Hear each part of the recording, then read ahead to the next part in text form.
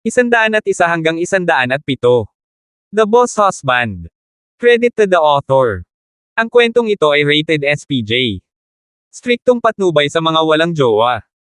Ito ay bawal din sa bata, at matatandang walang asawa. Ang mga pangalan po na nandito ay galing sa mga name generator.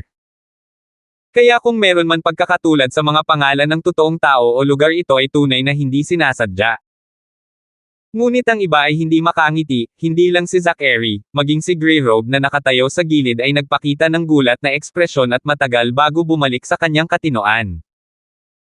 Itinuon ni Zachary ang kanyang tingin kay Marian na tumangging magsalita pa, pagkatapos ay itinaas ang kanyang ulo upang sumulyap kay Justin at sinabing, "Hindi ko akalain na mangyayari ito. Gayunpaman, Justin, sana ay hindi ka gagawa ng anumang bagay na ikalulugod ni Marian. Kung hindi, hindi ako aalis sa pagkakahiga." Sa wakas ay nakarinig si Justin ng isang disenteng pangungusap sa kanyang sarili, ngunit sa halip ay nakaramdam ng kaunting pagkabalisa, tungkol dyan. Iyan ay dapat depende sa kung handa siyang payagan ako. Ang bakal na batas ng pamilya Lysander, lalaki man o babae, maaari lang silang magkaroon ng isang mapapangasawa sa buong buhay nila. Dapat mong tretuhin ng maayos si Marian, wala kang ibang pagpipilian. Matatag na ipinahayag ni Zachary. Tumingin si Justin kay Marian na nanatili sa kanyang katahimikan, at biglang may naintindihan sa isang iglap. Nabubunyag na ang totoong dahilan kung bakit siya pinakasalan ng babaeng ito, parang excuse lang ang contracted marriage matter na iyon. Dahil sa kung anong dahilan ay tumanggi siyang aminin na siya ay bahagi ng Lysander sa ibabaw, ngunit sa totoo lang ay kumikilos pa rin siya tulad ng isa. Ang paraan ng paghawak sa usaping ito ay masyadong contradiction. Nadama ni Justin ang hindi kapani-paniwalang salungatan sa kanyang puso, hindi lang isang babae ang nasa tabi niya, kaya malabo siyang sumagot, "Iyan ang tuntunin ng iyong pamilya, wala itong kaugnayan sa akin." Si Zachary ay nanlilisik na may apoy sa kanyang mga mata at sinabing, "Huwag kang maglakas loob na isipin na wala akong paraan para harapin ka dahil lang sa alam mo kung fu. Kung maglakas loob kang gumawa ng anumang bagay para saktan si Marian, ako ang unang darating para sa iyo." Si Marian sa kama ay malamig na sumulyap kay Justin, "Justin, huwag ka nang magsalita," dali-dali silang umalis. "Hindi mo na ako kailangang habulin, aalis na ako." Tinitigan ni Zachary si Justin ng may malalim na tingin, pagkatapos ay umalis sa ward kasama ang Grey Robe. Nagmamadaling sumabay sa kanila ang dalawang lalaking natumba sa sahig habang pasuray-suray, ayaw na nilang magtagal pa. Ang naiwan na lang sa silid ay ang mag-asawa, nagpalitan sila ng tingin, ngunit ang kapaligiran sa pagitan nila ay naging kakaiba. Pagkalabas ng ospital, bumalik si Zachary at ang kanyang mga nasasakupan sa isang pinahabang Hummer ng militar na nakaparada sa dilim. Ang kotse ay parang bakal na kuta matapos itong dumaan sa mga espesyal na pagbabago, maging ang 4 na gulong ay dumaan sa bulletproof treatment. Nang makapasok na sila sa sasakyan, tahimik na pinaandar ng driver na kanina pa nagbabantay sa sasakyan. Ang malaking kotse ay palihim na lumabas sa paradahan ng kotse ng ospital nang hindi lumilikha ng anumang malakas na ingay ng makina, at nagmaneho patungo sa highway. Ang maliwanag na liwanag ng buwan ay nakakalat sa loob ng kotse, ang nakaupo sa totoong leather seat sa gitna ay si Zachary. Hindi niya iniisip ang ilang mga personal na bagay, ang kanyang mukha na may bilang ng mga wrinkles ay tila mas pagod kaysa karaniwan. Nakita ito ni Grey Robe na nakaupo sa tapat niya, at sinimulan siyang aliwin, "Master, huwag kang masyadong masaktan," nagmamatigas lang si Miss. Si Miss ay dalisay at mabait, maaaring malamig ang pakikitungo niya sa lahat, ngunit ang katotohanan ay mas emosyonal siya kaysa sa sinuman. Actually, sa puso ni Miss ang tingin niya kay Master ay pamilya. "Alam ko na." Bumantong hininga din si Zachary sa kasinabi, "Kung hindi ako pamilya ni Marian, hindi siya magagalit sa akin." Higit na hindi niya sinunod ang mga utos ng aming pamilya Lysander at nagkusa na magpakasal kay Justin. "Kung gayon bakit parang malungkot ka pa rin, guro?" Nagtatakang tanong ni Grey Robe. Pinilit na ngumiti si Zachary at sinabing, "Siguro matanda na talaga ako, kahit alam kong iniinis lang ako ni Marian, gusto ko pa rin na tawagin niya akong lolo at handang gumugol ng mas maraming oras sa akin. Pinabayaan ko ang lola niya, pati nanay niya. Gusto kong bumawi sa kanya, pero hindi niya ako binibigyan ng pagkakataon." Kung gayon, paano si Young Master Kevin? Galit na siya, mahinang sabi ni Grey Robe. Malamig na bumantong hininga si Zachary, isang bahid ng kalupitan ang dumaan sa kanyang mga mata, hindi ko kailanman inisip na anak ko ang bastard na iyon mula pa noong unang panahon. Kung hindi dahil siya ang ama ni Marian, ako na mismo ang nakapatay sa kanya. Ang pamilya Lysander ay hindi kailanman nag-aanak. Hindi na nagsalita si Grey Robe, malinaw na malinaw sa kanya na ang kanyang amo na pinaglingkuran niya sa kalahati ng kanyang buhay ay lubos na pinahahalagahan ang kanyang pamilya, ngunit sa mga miyembro ng pamilyang nagkamali, hindi siya nagpapakita ng awa sa kanila. Saglit na nag-isip si Zachary at biglang nagtanong, Grey Robe, mula sa maikling palitan kanina, gaano mo kalakas ang husga kay Justin? Nang inig si Grey Robe, at nagsalita sa masakit na paraan, hindi maarap, wala pa akong nakilalang tao sa buong buhay kong ito na maaaring magparamdam sa akin ng ganito kawalang tulong, kung itataya ko ang aking buhay dito, marahil ay mapipigilan ko siya sandali, ngunit para talunin siya, natatakot ako na posible lamang ito kung magsanib puwersa ang buong grupo ng 8.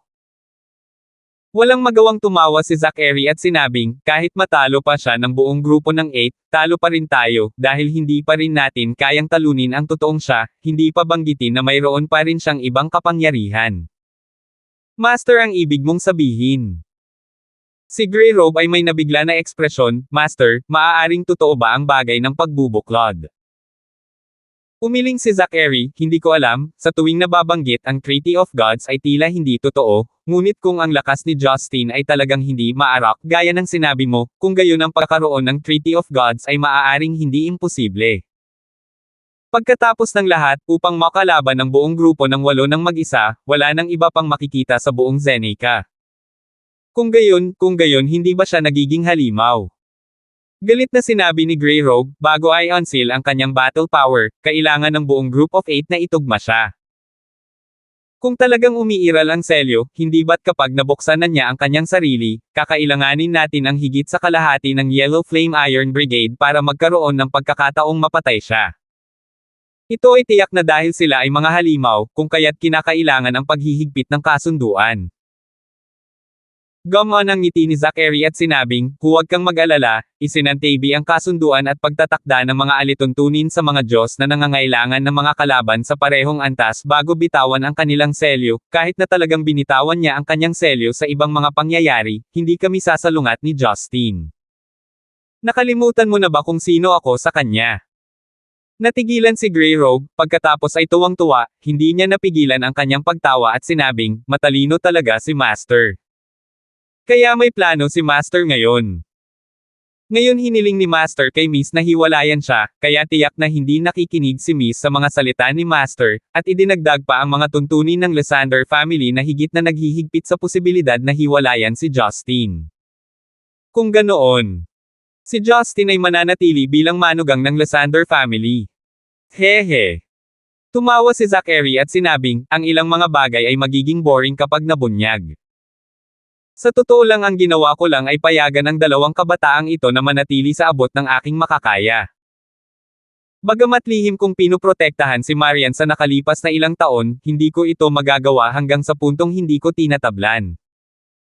Idagdag pa na sa mga nakalipas na taon ay maraming tao na ang nakakaalam ng relasyon sa pagitan ng aming Lysander family at Marian, ang kanyang kaligtasan ay naging mas malaking problema.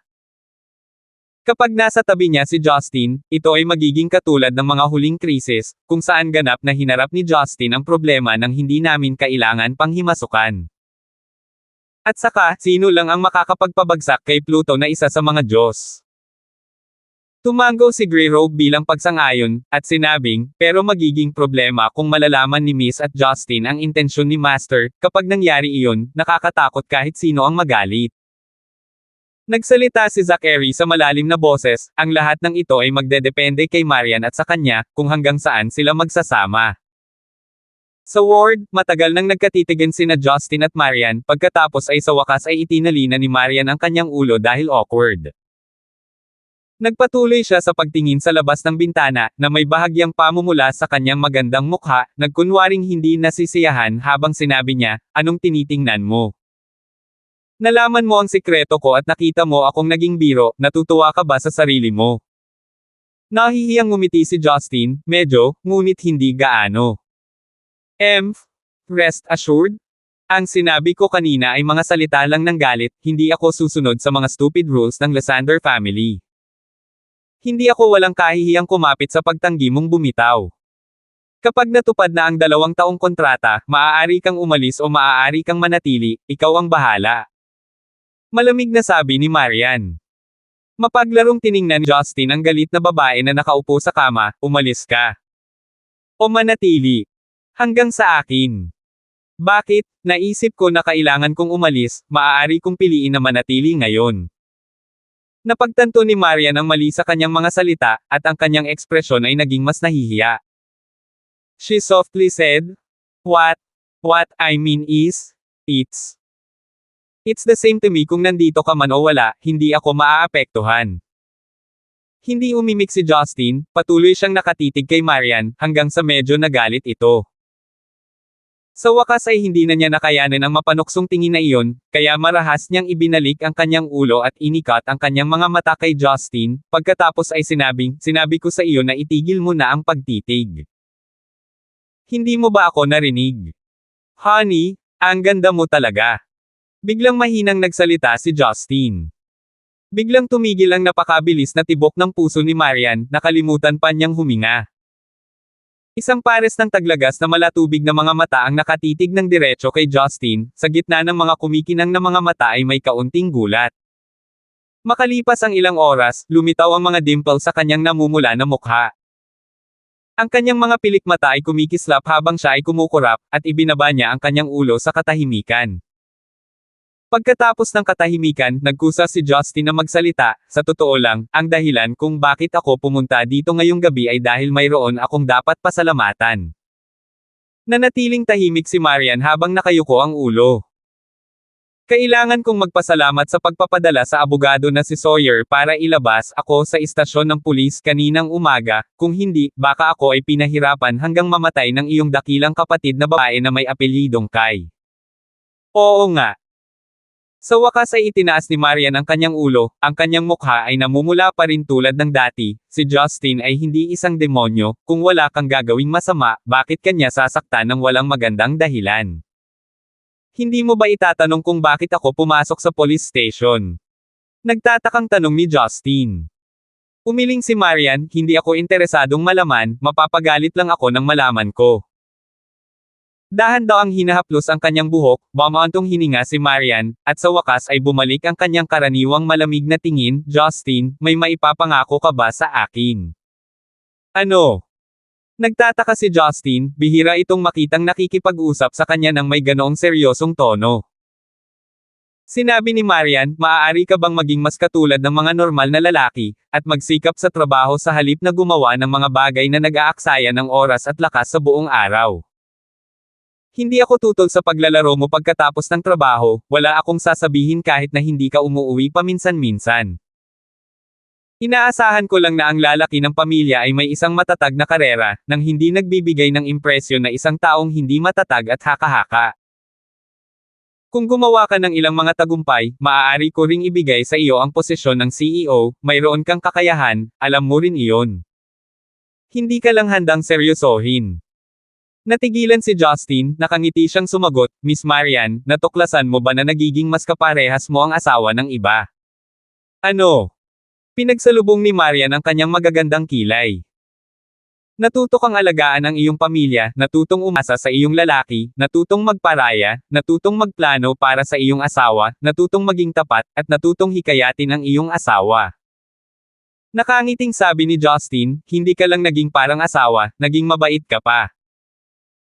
Medyo napahiya si Marian matapos marinig iyon, ibinuka niya ang kanyang mga labi at nagtanong, huwag mong banggitin ang mga walang kwentang bagay na ito, ipapangako mo ba ito sa akin o hindi? Tumanggi ako. Direktang tinanggihan ni Justin, wala talaga akong magandang ambisyon, sa tingin ko ay ayos lang ako sa PR department ngayon. Ayokong madamay sa napakaraming problema. Kung talagang gagawin mo akong CEO ng kumpanya, marahil ay magsasara ito sa loob ng 3 araw. Kaya naman. Kahit na gusto kong pasayahin ka, mahal kong asawa, ayoko talagang pilitin ang sarili kong gawin ito. Humihingi ako ng tawad. Ikaw.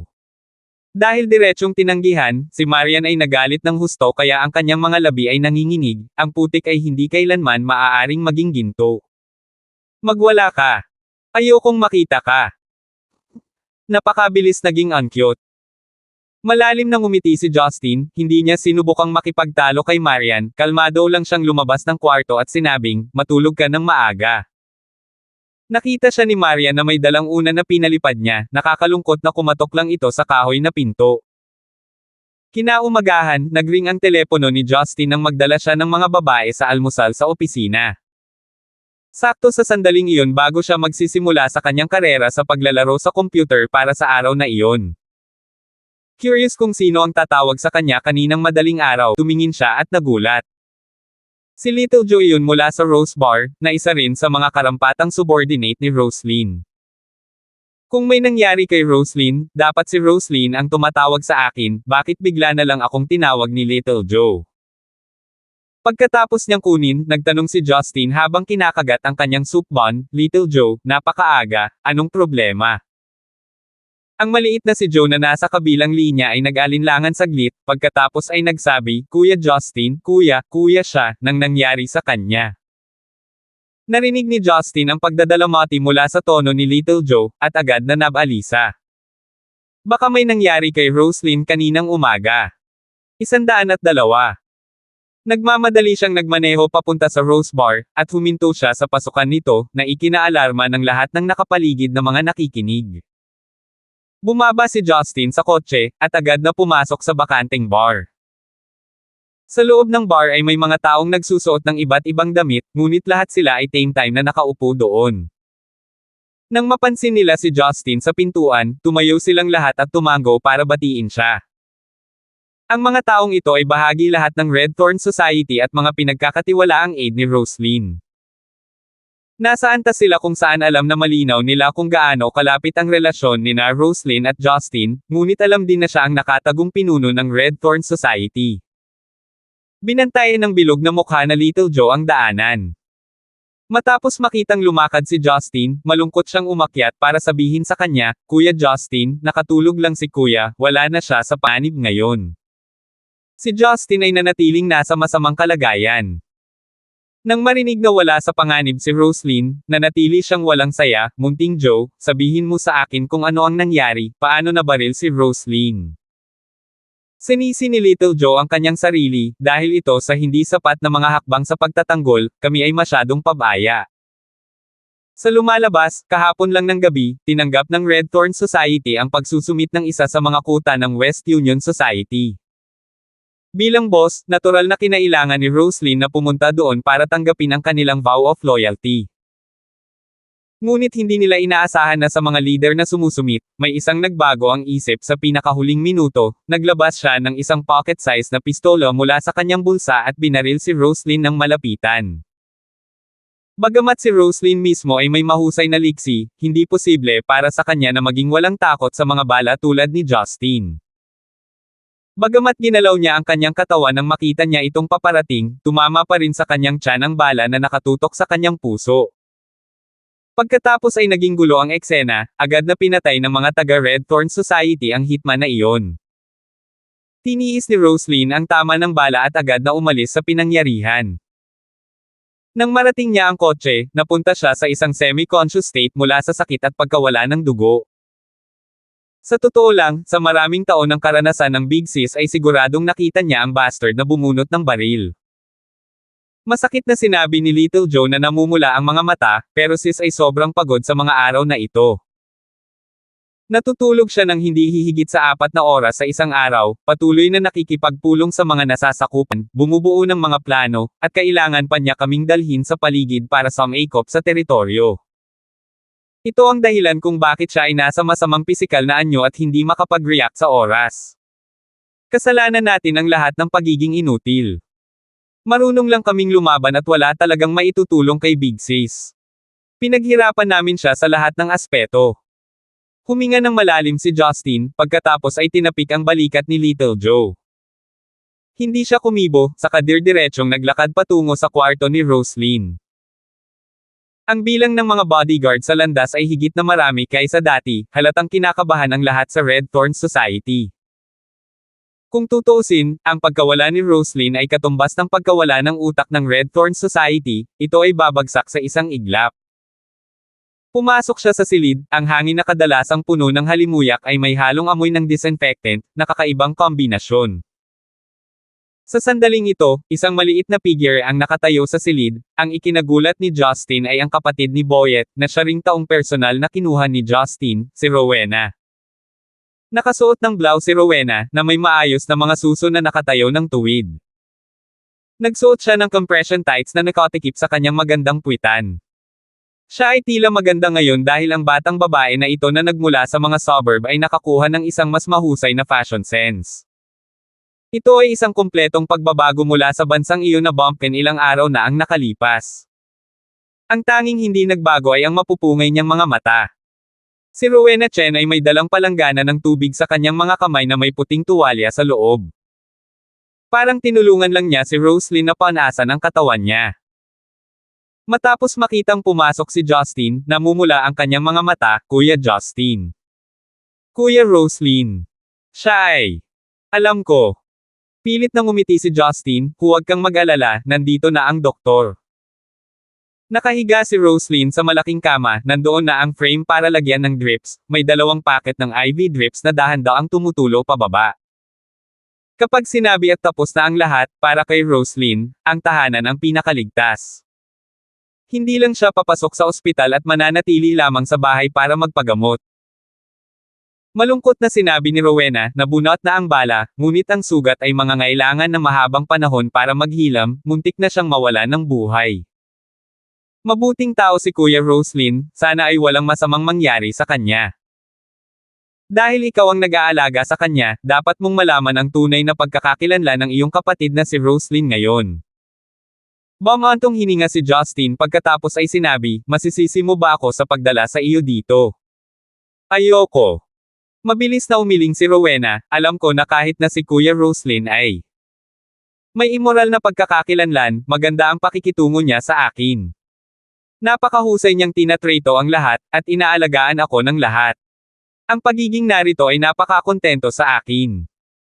Don't worry Kuya Justin, hindi ko sasabihin sa kapatid ko, pero sa tingin ko maiintindihan niya. Nang makitang ipinahayag ni Rowena ang kanyang nararamdaman, nakaramdam si Justin ng kasiyahan. Tila hindi nagkamali si Roslyn, marahil ay isang magandang desisyon ang pagkakaroon ng dalagang ito sa kanyang tabi. Kailangan niya ng kapareha, kailangan ng angkop na katulong, at posibleng maging kahalili. Maaari kang lumabas muna, sapat na dito ako. Nakangiting sabi ni Justin. Magiliw na tumango si Rowena, pagkatapos ay tahimik na lumabas ng silid at isinara ang pinto. Naglakad si Justin sa gilid ng kama, at yumuko para tingnan ang natutulog na Roslyn. Sa sandaling ito ay medyo mapatla ang mukha ng dilag, ang kanyang mga labi ay medyo tuyo at pumutok, hindi tulad ng kanyang karaniwang hitsura. Bahagyang nakalukot ang maganda niyang kilay, parang nananaginip siya ng hindi masaya, at parang nasasaktan din siya. Medyo nasaktan si Justin sa loob. Dahan-dahan niyang inabot ang kanyang kamay para hawakan ang mukha ni Roslyn, at marahang hinaplos iyon. Malamig ang kanyang mukha, ngunit mas lalo lang nasaktan si Justin. Biglang nanginig ang pilak mata ni Roslyn, at dahan-dahan niyang iminulat ang kanyang mga mata. Medyo hindi nakatuon ang mga mata ni Roslyn, ngunit itinoon niya ang kanyang tingin kay Justin, ipinakita ang isang magiliw na ngiti at mahinang nagtanong, napakapangit ko ba ngayon? Umupo si Justin sa gilid, at walang kabuluhang sinabi, may nagsabi noon, kung nakita ng isang lalaki ang kanyang babae na may sakit sa kama at gusto pa rin niya ang babaeng iyon, kung gayon mahal niya ito ng totoo. Ngunit sa ngayon ay nakikita kong hindi totoo ang pag-aangkin na iyon. Napakapangit ko, tama. Si Roslyn ay nagpakita ng isang desperadong ngiti. Umiling si Justin, kahit nakahiga sa kama ang aking mahal na Roslyn na may sakit, napakaganda pa rin niya, kahit sinong lalaki ay magkakagusto sa kanya, nang hindi man lang binanggit ang isang lecher na tulad ko. Si Roslyn na mula sa kalungkutan tungo sa kaligayahan ay hindi napigil ang mapangiti, ngunit pagkatapos niyang tumawa ay sumimangot siya para makalanghap ng malamig na hangin habang iniunat ang kanyang sugat. Huwag kang gumalaw, kung ang sugat ay bumukas ito ay kakilakilabot. Nagmamadaling pinayuhan ni Justin. Malungkot na nagsalita si Roslyn, kasalanan ko ang pagiging masyadong kumpiyansa, naiisip ko tuloy na kaya kung magtiyaga, noong naglabas ng baril ang taong iyon kagabi ay napagtanto ko na pagod na ako, para bumagsak ng husto ang kamalayan ko. Huwag mo masyadong i-risk ang sarili mo, kung nahihirapan ka sabihin mo sa akin, ayokong nakikita kang nasasaktan. Matigas na sabi ni Justin. Napakagatlabi si Roslyn, I know that you could settle everything just by yourself, but I don't want to be a woman who rise in power just by relying on you. Ayoko ng feeling na maganda lang ang mukha ko, sana may halaga ako sayo.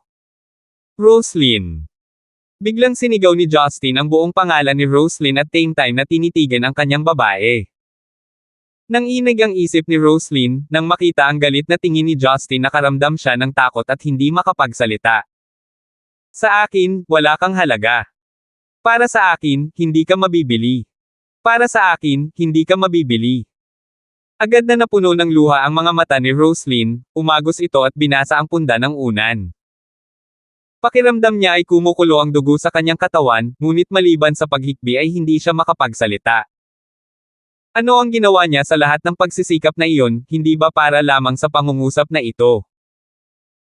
Malumanay nang umiti si Justin, pagkatapos ay naglabas ng 2 tissue sa cabinet sa gilid ng kama, at pinunasan ang mga luha sa gilid ng mga mata ni Roslyn. Ano ba ang iniiyakan mo? Hindi kita sinaway o sinaktan, sinabi ko lang ang isip ko. Alam mo ba nung narinig kong binaril ka, parang naging bala ang buwan na nasa bibig ko, at ako mismo ang nakalunok ng bala. Doon ko napagtanto kung gaano kahalaga sa akin ang mangkukulam mo. Makinig ka dito, bawal kang masaktan in the future, pag nabaril ka sa katangahang dahilan na ganito, ay, lousy, ikukulong kita na parang kanaryo sa hole ng walang pag-aalinlangan. Pagbabante ni Justin. Nagpout si Roslyn, hindi na ako maglalakas loob. Si Justin na patuloy na nagpupunas ng kanyang mga luha, ay hindi napigil ang tumawa at sinabing, nakita mo bang masayang ang sinabi ko? Hindi ko masyadong pinag-isipan nang sabihin ko iyon, dahil iyon lang ang nararamdaman ko para sa iyo. Ngumisi si Roslyn at umiling, gusto ko kapag nagiging sapi ka. Matapos panasan ang lahat ng luha, tahimik na nag-isip si Justin, pagkatapos ay nagtanong, Darling Roslyn, saan ka partikular na nasaktan? Hindi ko alam kung paano ilarawan, tingnan mo ang iyong sarili, medyo namula ang maputlang mukha ni Roslyn habang nagsasalita. Ganyan ka na pero pilit mo pa rin akong inaakit. Tumawa si Justin, at nagsimulang dahan-daang iangat ang kumot kay Roslyn. Matapos habarin ang kumot ay tumambad ang katawan ni Roslyn. Nakasuot siya ng maluwag na puting pijama.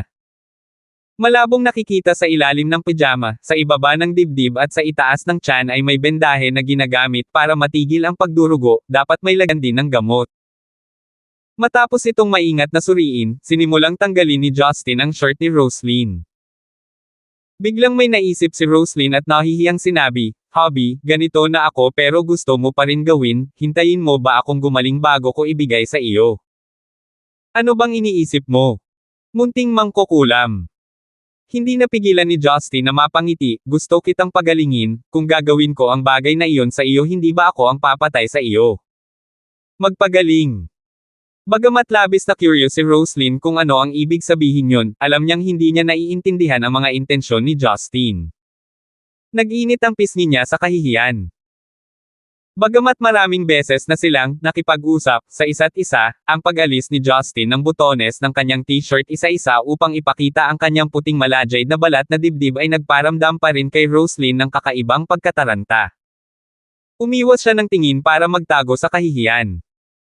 Bagamat may kakaibang nararamdaman si Justin sa kanyang puso, alam niyang hindi ito oras para magsaya, kaya hindi niya ito pinansin. Matapos tanggalin ang butones ng pijama, ang pumasok sa kanyang paningin ay isang flat tummy na walang labis na taba. Sa ibabaw ng dibdib ni Roslyn ay ang kanyang kapansin-pansing pares ng malalaking bilog na bagay. Bilog at matangkad ang 2 bilog na hemisphere, hindi man lang natatakpan ng bra. Hindi na kailangang sabihin na ang 2 pulang seresa ay nasa pananaw din ni Justin. 103. Napapikit si Roslyn, at hindi na pinansin ang anuman. Bagamat ang kaharap niya ay ang taong pinakamalapit sa kanya, medyo conservative pa rin siya sa aspetong ito. Maging ang nakasanayan niyang kaakit-akit na anyo ay dahil lamang sa gusto niyang mapasaya ang kanyang lalaki. Sa ngayon, nababalot ng puting benda ang bahagi sa itaas ng tiyan ni Roslyn at sa ibaba ng kanyang dibdib. Nagbuga ito ng amoy ng Zen Icon medicine na pumaibabaw sa bango ng katawan ni Roslyn. Dumilat si Justin, pagkatapos ay naglabas ng isang pares ng pinong gunting mula sa kabinet sa gilid ng kama, idinikit ito ng kaunti sa benda at pinutol. Hindi naman masyadong masikip ang benda, nang maputol ay unti-unti itong bumagsak sa kama, nabuksan ang balat ni Roslyn. Hobby, anong ginagawa mo? Nakaramdam ng awkward si Roslyn nang makita ang eksenang ito at nagtanong siya ng may pagtataka. Hindi sumagot si Justin, nagpatuloy lang siya sa paggupit hanggang sa tuluyang matanggal ang benda. Pagkatapos ay maingat niyang hinubad iyon, nakitang-kita ang sugat ng baril ni Roslyn. Masakit man ay hindi ito masyadong inisip ni Roslyn. Tiningnan lang niya ang sugat niyang sugat na tinitingnan ni Justin. Saka malungkot na tumingin sa kanya, nag-aalalang hindi nito magugustuhan, walang lalaking magkakagusto sa kanilang babae na may dagdag na butas sa katawan kung tutuusin. Sa totoo lang, hindi big deal kay Roslyn ang masaktan, ngunit kung ang sugat na ito ng baril ay nag-iwan ng peklat sa kanyang tiyan, mahihirapan siyang tanggapin ito bilang isang binibini na may magandang katawan na gustong-gusto ang pagiging maganda. Tiningnan ni Justin ang pulang sugat sa harap ng kanyang mga mata, pagkatapos ay masuyong tinitigan si Roslyn at inaliw siya, huwag kang mag-alala, hindi ako isang magandang batang lalaki na hindi pa nakakita ng dugo. Para sa akin, ang mga sugat ng baril ay parang medalya ng militar, gusto ko lang, hindi ako kasusuklaman. Pero hindi ko gusto. Mahinang sagot ni Roslyn saka tumalikod. Ngumiti si Justin, pagkatapos ay biglang itinaas ang gunting sa kanyang mga kamay, at pinutol ang hintuturo ng kanyang kabilang kamay. Matapos niyang putulin ang dulo ng kanyang daliri ng walang pag-aalinlangan, umagos ang pulang dugo mula sa daliri ni Justin, tumulo sa sugat ni Roslyn. Nakaramdam ng panlalamig ang sugat ni Roslyn matapos madikit sa dugo. Lumingon siya sa pagkalito, at lubos na nabigla sa kanyang nakita. Hobby, ano ka ba? Huwag kang magsalita. Huwag kang gumalaw. Kahit anong makita at nararamdaman mo, bawal kang gumalaw. Pinayuhan ni Justin si Roslyn. Nakita ni Roslyn kung gaano kaseryoso ang ekspresyon ni Justin at hindi na nagsalita, nakatitig lang siya sa dugong tumutulo mula sa daliri ni Justin at sa kanyang sugat. Hindi nagtagal, naramdaman ni Roslyn ang Katie na nagmumula sa kanyang sugat. Ito ay isang espesyal na pakiramdam na hindi maaaring ilagay sa mga salita. Parang may humihila sa balat niya at hindi niya napigilan. Ang sakit na kanyang naramdaman ay unti-unting nawala, at nauwi sa kakaibang init na namamanhid. Ngunit ang sumunod na eksena ay mahirap isipin ni Roslyn. Ang hiwa sa daliri ni Justin na ginawa niya 12-12 segundo lang ang nakalipas ay nagsimulang makitang langib at gumaling ng mag-isa. Kumunat ang noo ni Justin, at muling itinaas ang gunting upang hiwain ang sugat na kagagaling pa lang, na hinayaan ang dugo na tumulo muli pababa. He treated his finger so harshly na para bang hindi sa kanya ang daliri na iyon. Para tuloy-tuloy ang pagdaloy ng dugo sa sugat, paulit-ulit na pinuputol ni Justin ang kanyang daliri sa tuwing gumagaling ito. Upang patuloy na masugitan ang isang dati ng sugat, gaano kasakit iyon. Sa wakas ay naunawaan ni Roslyn kung ano ang pakiramdam na tinutukoy ni Justin. Ito ay talagang mahirap tiisin, kahit na hindi ito ang Katie sa kanyang katawan. Ang mahirap tiisin ay panoorin si Justin na patuloy na ginagamit ang malamig na gunting na iyon upang hiwain ang kanyang daliri, upang ang kanyang dugo ay tumulo sa kanya. Pakiramdam ni Roslyn ay parang tinutusok na lang ng gunting na iyon ang sarili niyang puso. Ngunit habang pinagmamasdan niya si Justin na ganap na nakatutok sa pagpatak ng kanyang dugo sa kanyang sugat, si Roslyn ay hindi nang ahas na gumalaw kahit kaunti, naramdaman niya ang mga luhang kanina pa niyang namumuo na nagsimulang tumulo muli. Para bang binabawi niya ang mga taon na hindi siya pumatak ni isang luha. Palagi niyang pinuputol ang sarili niya para gamutin ako ng kanyang dugo. Makalipas ang mga 7 hanggang 8 minuto, gumaling ang daliri ni Justin sa ika-9 na pagkakataon. Nang makita niyang sapat na ang dugo niya, ibinaba niya ang gunting at gumamit ng tuwalya para panasan ng malinis ang daliri niya, na para bang hindi pa nasugatan ang daliri niya noong una. Tulala si Roslyn na nakahiga sa kama habang nakatitig kay Justin. Hindi alam kung kailan bumalik ang ilang kulay sa medyo hugis itlog niyang mukha, ngunit ang malajade niyang mukha ay naging mas malambot na ngayon. Sige, magpahinga ka ng 10 minuto at dapat okay ka na. Tumawa si Justin. Tila sa wakas ay bumalik na sa katinoan si Roslyn, nag-alinlangan siya saglit bago sumagot, ano ang nangyari? Siguradong malubha akong nasugatan kanina, ngunit ngayon pakiramdam ko ang sugat ay ganap na gumaling. Huwag mo na itong isipin masyado, isipin mo na lang na ang dugo ko ang pinaka-advanced na gamot doon. Pero, walang pero. Si Justin ay tila kakaibang tahimik habang ang kanyang mga mata ay nakatingin sa malayo, ayoko na tingnan ako bilang isang freak, kaya huwag mo akong tanungin tungkol dito, okay? Matapos makita ang kalungkutan sa mukha ni Justin, agad na tumigil si Roslyn. Hindi pa niya nakitang nagpakita si Justin ng ganoon kalalim na kalungkutan. Anong sikreto lang ang laman ng katawan ng lalaking ito? Anong uri ng nakaraan ang bumabagabag sa kanya? Sa likod ng makapangyarihan at magiliw niyang likuran, anong uri ng madilim na mundo ang umiiral? You're no freak. Matigas na sabi ni Roslyn. Maaaring gumaling agad ang mga sugat ko. Kahit na mahulog ako mula sa 10 palapag na mataas, ako ay ganap na hindi masasaktan, na sinasabi na ito ay hindi kakatwa, kahit ako ay hindi naniniwala. Sabi ko hindi ka, kaya hindi ka. Itinaas ni Roslyn ang kanyang mainit na kamay at inilagay ito sa ibabaw ng kamay ni Justin, habang nagsasalita siya sa isang masungit ngunit matigas ang ulo na paraan.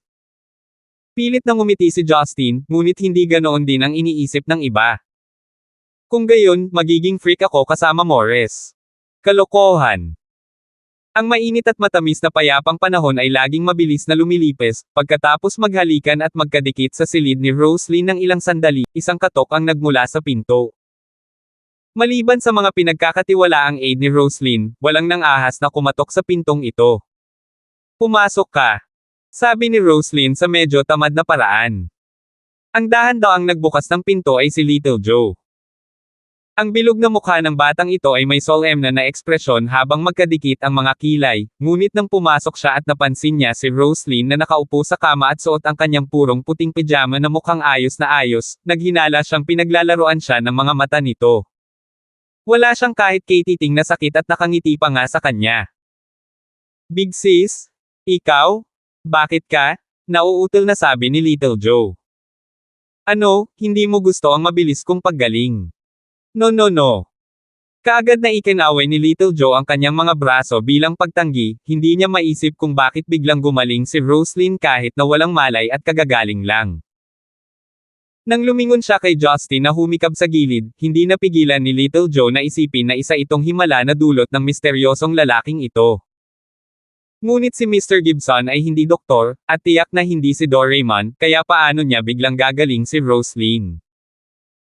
Ano man ang dahilan, ang mahiwagang pagbawi ni Roslyn ay nagpasilaw sa tuwa ni Little Joe, dahil ang kanilang haligi ay bumalik. Big sis?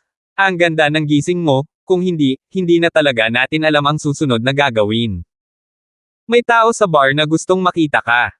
Sabi ni Little Joe. WHO. Ito ay ang iyong ama, ang tagapangulo ng sito ng West Union Society. Nagdala pa siya ng ilang maulo ng West Union Society, na nagsasabing gusto kanyang bisitahin, kuya.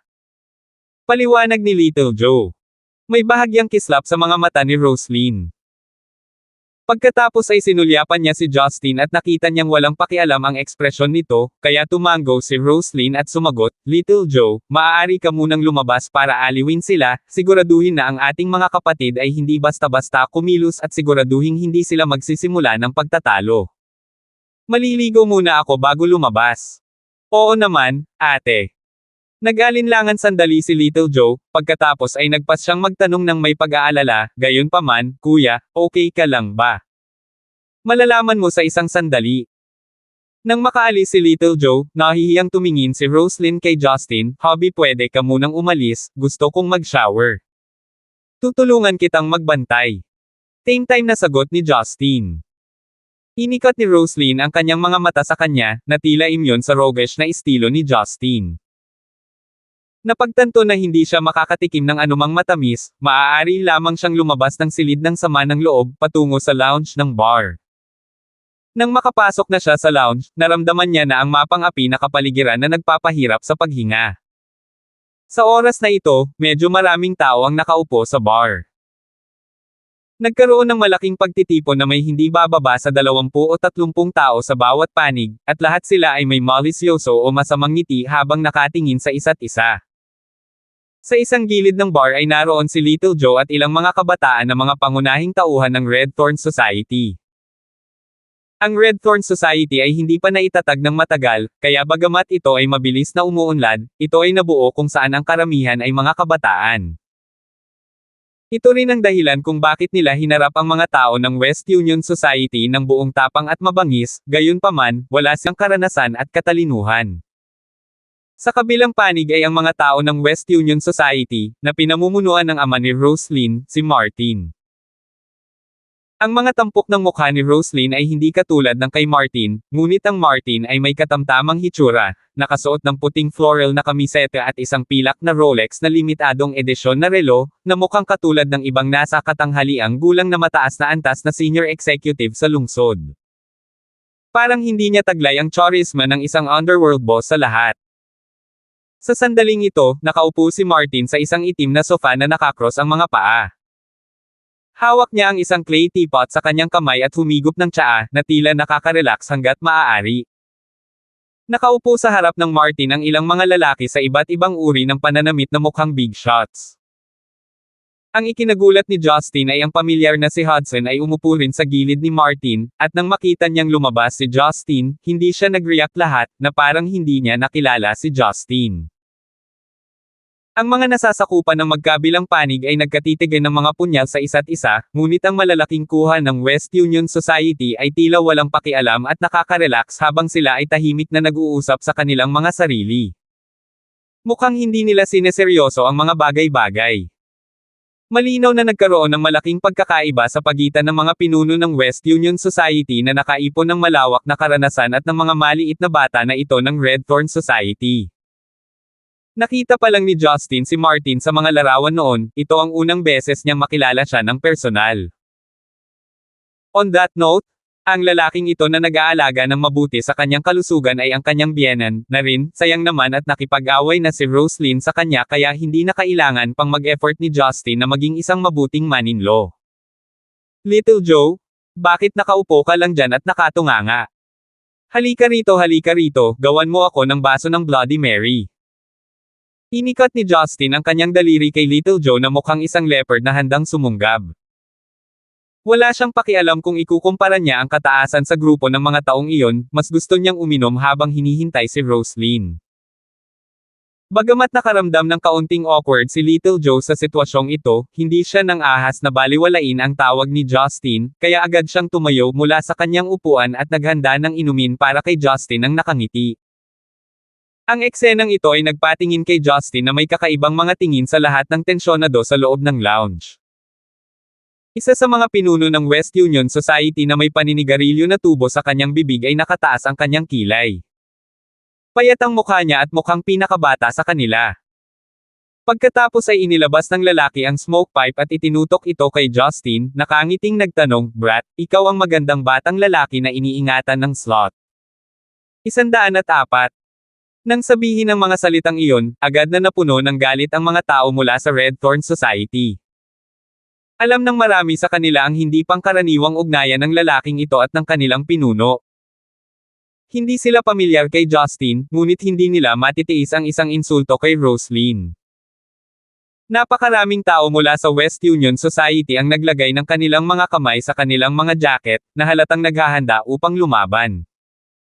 Malungkot na ikinaway ni Justin ang kanyang kamay, senyales sa mga kabataang ito na huwag mabalisa, ano ang gusto mong gawin? Maghintay hanggang tumubo ka ng balbas bago nanlilisik para magsimula ng away, maupo ka. Sumunod, tumalikod si Justin at humarap sa taong naninigarilyo ng tubo ng nakangiti, para malaman mo, pareho ka talaga ng tipo ko, gayunpaman pinili mong panatilihin ng isang lalaking tulad ni Chairman Sito, habang ako ay pinili ng isang kagandahan. Hindi pare-pareho ang mga panlasa natin, mas nakakamangha ka sa akin, ang bigat ng panlasa Mores. Hindi naman nagalit ang taong naninigarilyo, ngumuso siya sa kasinabing, "Glib talker, at least you have some guts." Nagtataka ako kung kumusta ka sa ibang mga aspeto, at kung masisiyahan mo ba o hindi ang kalapitang mababa ang lipad na iyon. Smoke bro? Hindi na kailangang makipagdigmaan ng mga salita na may kaunting puting mukha, hindi kami narito para makipag-away, narito kami upang bisitahin si Miss Roslyn. Isang matambok na pinuno ng West Union Society ang mapait na ngumiti, higit pa rito, ang maliit na puting mukha na ito ay mukhang napakahina, marahil ay hindi niya kayang bigyang kasiyahan si Miss Roslyn, hindi na kailangang itanong ang tanong na ito. Sa wakas, hindi na nakatiis ang isang batang pinuno ng Red Thorn Society, naglabas siya ng American Colt revolver mula sa kanyang likuran, at sinigawan ang matambok na lalaki na namumula ang mukha dahil sa galit, "Fatty, you dare say that once more." Agad na lumala ang sitwasyon. "Bata, bakit maiinip ka?" Ang taong naninigarilyo na tubo na tinawag na Little Smoke Bro ay tumawa ng hindi maganda, at itinaas ang kanyang kamay. Swipe asterisk asterisk swipe asterisk asterisk swipe. Isang linya ng mahigit 20 kalalakihan ng West Union Society ang biglang naglabas ng ilang makintab na itim na armas, lahat sila ay mga Browning pistol. Ang ganitong uri ng semi-automatikong assault pistol ay may hanay na 100 metro, mayroon itong firepower na hindi kayang tugma ng ordinaryong revolver. Pinanood ni Justin ang eksenang ito, at pinaikit ang kanyang mga mata. Tila sa isang diretsyong laban ay walang pagkakataon na manalo ang Red Thorn Society, dahil sila ay napakalayo sa mga tuntunin ng mga armas. Si Martin ay may hawak na malalakas na armas, hindi ito isang pagkakaiba na maaaring mabuo sa maikling panahon. Ito ang pundasyon ng West Union Society na itinayo sa paglipas ng mga taon.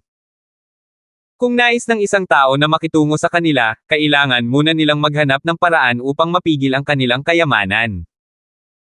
Bagamat ang panig ng Red Thorn Society ay pawang mga kabataan na may sigla, mayroon silang katapangan na maninangil at damyugo, hindi sila mga tanga. Maaari nilang ipahiwatig na ang sitwasyong ipinakita sa kanila ay masama. Malinaw na mas mahina sila, naghanda ang West Union Society, at ang mga taong dinala nila ay ang mga elite sa gitna ng mga elite, habang sa panig ng Red Thorn Society ay labis silang nag-aalala tungkol sa pinsala ni Roslyn nang bumisita sila kaya hindi sila nagdala ng sapat na mga alipors. Paano kaya sila makikipagkompetensya sa mga tawag na ito na hindi man lang kumikibo kapag pumatay ng tao? Ngunit ang pagiging inaapi sa kanilang sariling teritoryo tulad nito ay nag-iwan ng masamang lasa sa mga bibig ng mga pinuno ng Red Thorn Society na ito, kinailangan nilang lunukan ang kanilang mga impulses, at nakaramdam ng hindi komportable dahil dito. Itinaas ni Justin ang cocktail na pinaghalo ni Little Joe, at iniindayog ito patungo kay Little Smoke Bro. Nakangiting sinabi niya, "Oy," sa sinabi ni Fatty, "Little castration, Little Smoke Bro, ang tawag sa iyo." "Ano, may problema ba dyan?" Ipinagmamalaki ni Little Smoke Bro ang abo sa kanyang smoke pipe. Hindi napigilan ni Justin na tumawa at sinabing, "Lee, dapat ang apelyido mo." "Bakit?" Nagmumuni-muni ang lalaking naninigarilyo habang nagtatanong. "Ikaw ay dapat na inapo ng pangunahing tagapamahala ng palasyo na si Li Lianying na naghihintay sa Empress Dowager Cixi, kung hindi, bakit mo tatawagin ang iyong sarili na kastrasyon, nang walang rhyme o dahilan?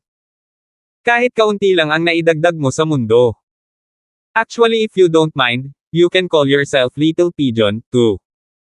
Masayang mungkahi ni Justin. Si Li Lianying ay isang beteng. Ang Little Pigeon ay maaaring isang palayaw para kay Li Lianying. Agad na umitim ang mukha ni Little Smoke Bro, ngumiti ito ng galit at sinabing, "Ang bango talaga ng bibig mo, mukhang hindi mo pa rin naiintindihan na isa lang sa mga kapatid ko ang kailangan dito para hilahin ang gatilyo at ang ulo mo ay magiging bahay pukyutan, habang isang bala lang ang nakatutok sa lower half mo para makastrated ka." Masayang humigop ng cocktail si Justin, dinilaan ang kanyang mga labi sa kasiyahan at sinabing, tingnan mo kung gaano ka naiinip, kung may problema maaari tayong mag-usap. Actually, for a man like you who's kept by Chairman Sito, I'd understand even if you were really castrated. Kung tutuusin, iniingatan ka ng isang lalaki, kaya hindi mahalaga kung ang bagay na iyon ay kinakastra, o hindi, ang bahagi mo ay walang layunin pa rin. Ang lahat ng naruroon ay sapat na matalino upang maunawaan kung ano ang ibig niyang sabihin, ang kahulugan sa likod ng mga salitang iyon ay kasing laso na makukuha nito. Hindi niya lang pinagalitan si Little Smoke Bro, indirectly insulto rin niya si Martin. Pinaikit ni Little Smoke Bro ang kanyang mga mata, habang ang mataba na kakasalita ay tumambad sa isang malisyosong ngiti at lumingon sa Martin, umaasang bibigyan sila ng kanilang chairman ng utos na lumaban. Ang mga miyembro ng Red Thorn Society ay time na tumawa, at tumingin kay Justin ng may paggalang at pag-aalala. Pagkatapos ng lahat, ang kanilang mga kalaban ay may kakayahan na barilin siya sa isang bahay pukyutan sa isang iglap.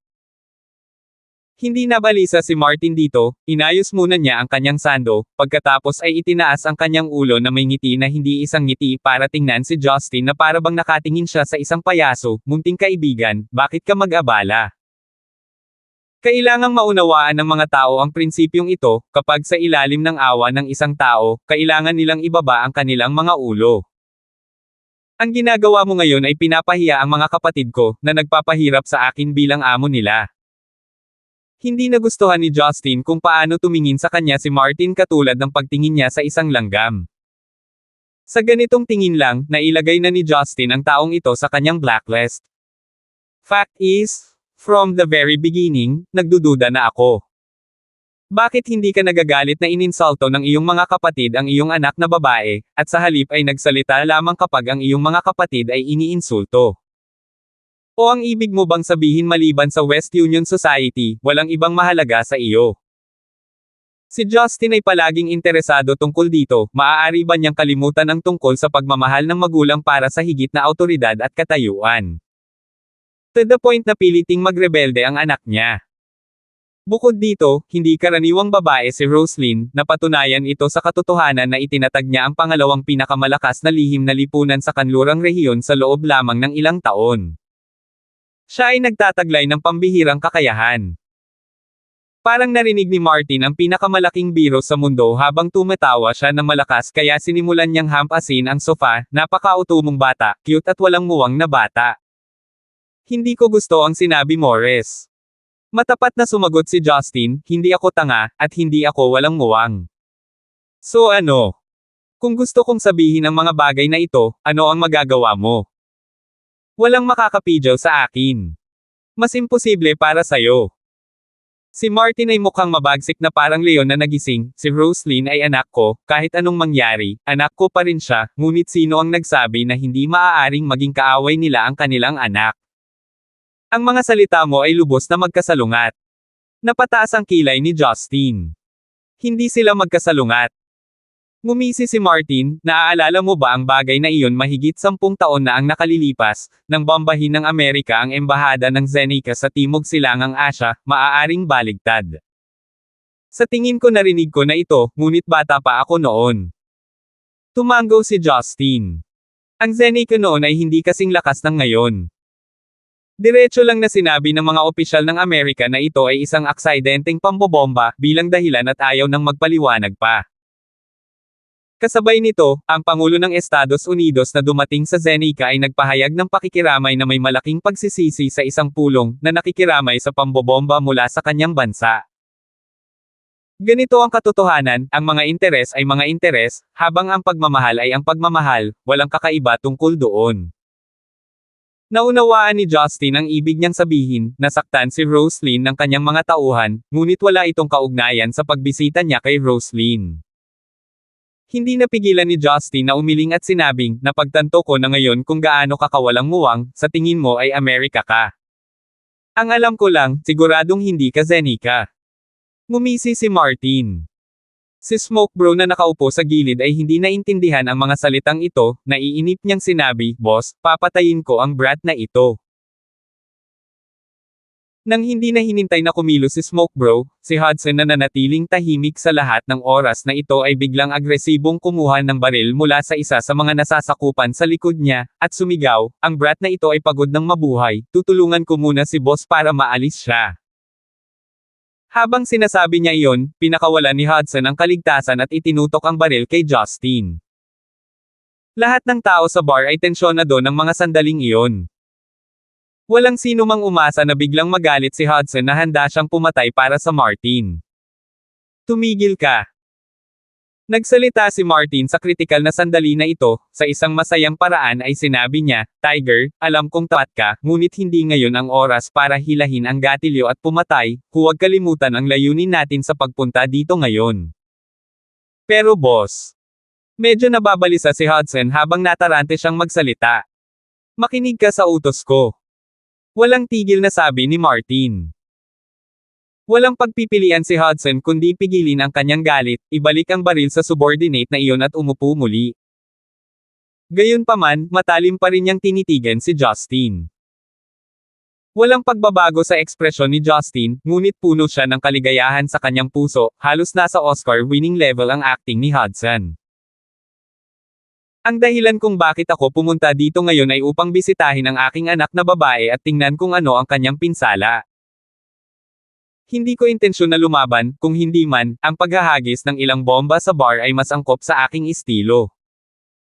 Sinabi ni Martin, ngunit kung hindi ko makikita ang aking anak na babae, hindi ko magagarantiya na walang mangyayari. Lahat ng naruroon ay natense ang mga kalamnan, hindi nagbibiro si Martin, ngunit hindi nila pinayagang lumabas ang nasaktang Roslyn. Subconsciously, lahat ng tao sa Red Thorn Society ay lumipat palapit sa koridor na patungo sa kwarto ni Roslyn. Kung susubukan ng mga tauhan ni Martin na pumasok, lahat sila ay handa na ilagay ang kanilang buhay sa linya. Sa oras na ito, isang pamilyar na boses ang tumunog mula sa koridor. Huwag kang hamarang sa daan. Lahat ng mula sa Red Thorn Society ay napalingon sa gulat. Ang nakita nila ay si Roslyn na nakasuot ng violet na blouse na may lace, 3/4 tights, at white waist belt. Medyo basa pa ang malambot niyang buhok, indikasyon na kakaligaw niya lang. Bahagyang namumula ang pisngi niya, malabo ang mga mata, at napaka-charming. Big sis? Ikaw? Okay ka lang. Maraming tao mula sa Red Thorn Society ang namangha hanggang sa puntong hindi sila makapagsalita. Hindi ba nabaril si Roslyn ng baril? Paano siya biglang naging okay? Ilang malalaking kuha ng West Union Society ang tumayo din mula sa pagkagulat. Hindi sila makapaniwala sa nakikita nila. Nakuha nila ang tumpak na katalinuhan na si Roslyn ay nakatanggap ng isang tama ng baril sa kanyang tiyan, at na siya ay posibleng nakoma pa. Paano siya naging napakalusog para magawang tumayo sa harap ng lahat ng biglaan? Isa pa, hindi naman siya mukhang nasaktan. Walang paraan na pagdudahan nila ang katalinuhan na natanggap nila, ngunit wala silang ideya kung paano maghihilom ang sugat na iyon sa loob ng maikling panahon. Hindi kaya nagkukunwari siyang ayos lang. Pinipilit ang sarili na tiisin ang sakit. Parang hindi naman. Iba't ibang emosyon ang bumungad sa mga mata ni Martin. Sa huli, nakipagpalitan siya ng tingin kay Roslyn, itong mag-ama na naging magkaaway ay tahimik, parang pamilyang matagal nang hindi nagkita, pinagmasdan ang isa't isa, at naging kakaiba na naman ang mood. 105. Napayat ka na. Sabi ni Martin, na may kaunting lamang sa kanyang mga mata. Hindi masyadong slim, sapat lang. Matamlay na sagot ni Roslyn.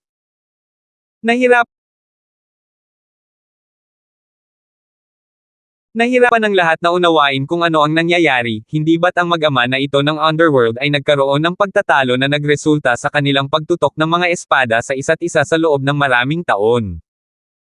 Bakit siya tahimik at maalagang nagsasalita tungkol sa figure ng kanyang anak? Tiningnan ni Martin ang malambot at malambing na mukha ni Roslyn, bumantong hininga at sinabing, lalong kamukha mo ang iyong ina, halos kapareho niya noong bata pa siya. Hindi ko maalala. Walang pakialam na sabi ni Roslyn. Hindi mo dapat maalala dahil iniwan niya tayo pagkatapos mong ipanganak. Speaking of that, pabago-bago talaga kayong mag-ina sa akin, iniwan niya ako pagkapanganak niya sa'yo, habang iniwan mo ako nang lumaki ka na. Napaluha si Martin. Ang sukdulan ng problema ay ikaw, hindi kami. Iyon ay dahil kayong dalawa ay walang paraan upang maunawaan ako. Nanatiling kalmado at hindi sumusuko ang mukha ni Roslyn, pumunta ka ba dito para lang magsabi ng mga ganyan? Huwag mong sabihin, tatay mo naman ako. Aminin mo man o hindi, kalahati ng dugo sa katawan mo ay galing sa akin, hindi mo ito maitatanggi. Si Martin ay tila nasiyahan ng kaunti, gaano ka man katatag at katigasan ng loob, sa buhay na ito ay magkakaroon ka ng pangalang Saito, na nakatatak sa iyo, Roslyn Sito. Kinuyam ni Roslyn ang kanyang kamao, at pagkatapos ay niluwagan ito, matanda ka na, at gusto mong magsalita ng walang kaparirikon. Haha! Itinaas ni Martin ang kanyang ulo at tumawa, totoo iyon, matanda na ako. Kamakailan lamang ay dumami ang aking puting buhok, ngunit sa kabutihang palad mayroon akong isang mabuting anak na katulad mo, kaya hindi ako mag-iisa kapag ako ay tumanda. Magiging malungkot ka. Matigas na sabi ni Roslyn. Mahirap sabihin iyon. Binigyan ni Martin ng kakaibang sulyap ang katawan ni Roslyn, iyong sugat ng baril, ayos lang ba?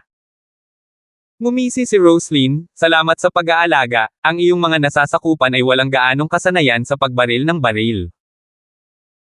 Natutuwa ako na hindi ka seryosong nasaktan pagkatapos mabaril, sa totoo lang, kahit na nakakalungkot, makakasali ka pa rin sa handaan sa susunod na linggo dahil malusog ka na. Sabi ni Martin. Magtiwala ka, dadalo ako. Sabi ni Roslyn, kung iyon lang, maaari ka nang umalis. Sa sandaling iyon, isa sa mga batang pinuno sa Red Thorn Society ang tumawag. Nakipag-chat siya sa telepono saglit, pagkatapos ay tumakbo siya sa gilid ni Roslyn na pabigla-bigla para may ibulong sa tenga niya. Nagbago ang ekspresyon ng mukha ni Roslyn, tumingin siya sa mukha ni Martin, at matalim na tinitigan siya, ang iyong makapal na balat at paghatol sa pagsamantala sa bawat pagkakataon ay mas malaki kaysa sa akin. Haha, kapag ang isang tao ay tumanda, ang isa ay nais na gawin ang mga bagay sa tamad na paraan.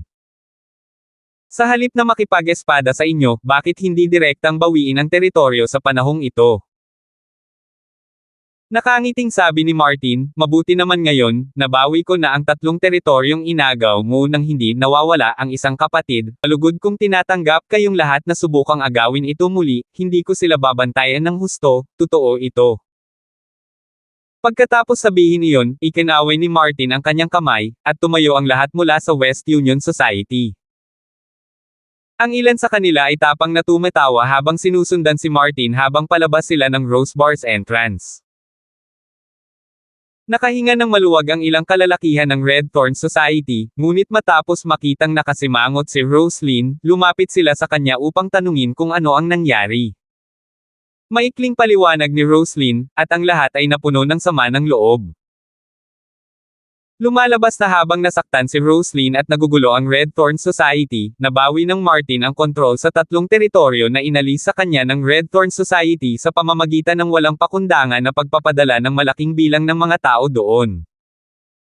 Sa wakas ay natapos na ni Justin na nanunood ng eksenang ito mula sa bar counter ang kanyang ikatlong baso ng cocktail.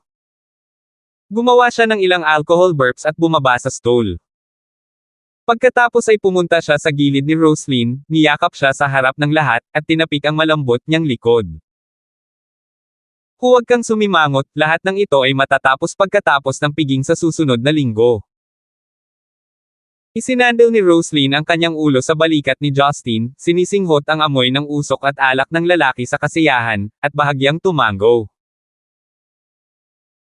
Lahat ng mga kabataan sa Red Thorn Society ay nagpakita ng pagkagulat at nakakahiyang mga ngiti, habang pinagmamasdan ang kanilang amo na marahang sumandal sa yakap ng laking ito, ngunit lahat sila ay tahimik na nagbigay ng basbas sa dalawang ito. Habang papalabas ng bar, tiningnan ni Justin ang oras, pasado 12:00 na ng tanghali. Hinaplos niya ang kanyang tiyan at nakaramdam ng gutom, ngunit tinatimad siyang bumalik sa kumpanya para sa tanghalian. Bigla niyang naalala ang restaurant na dinala sa kanya noon ni Melinda. Medyo masarap ang mga pagkain doon at malapit lang, kaya mag-isa lang siyang nagmaneho doon. Nang makapasok sa restaurant, dinala siya ng waiter sa isang table for two na nasa tabi mismo ng dingding.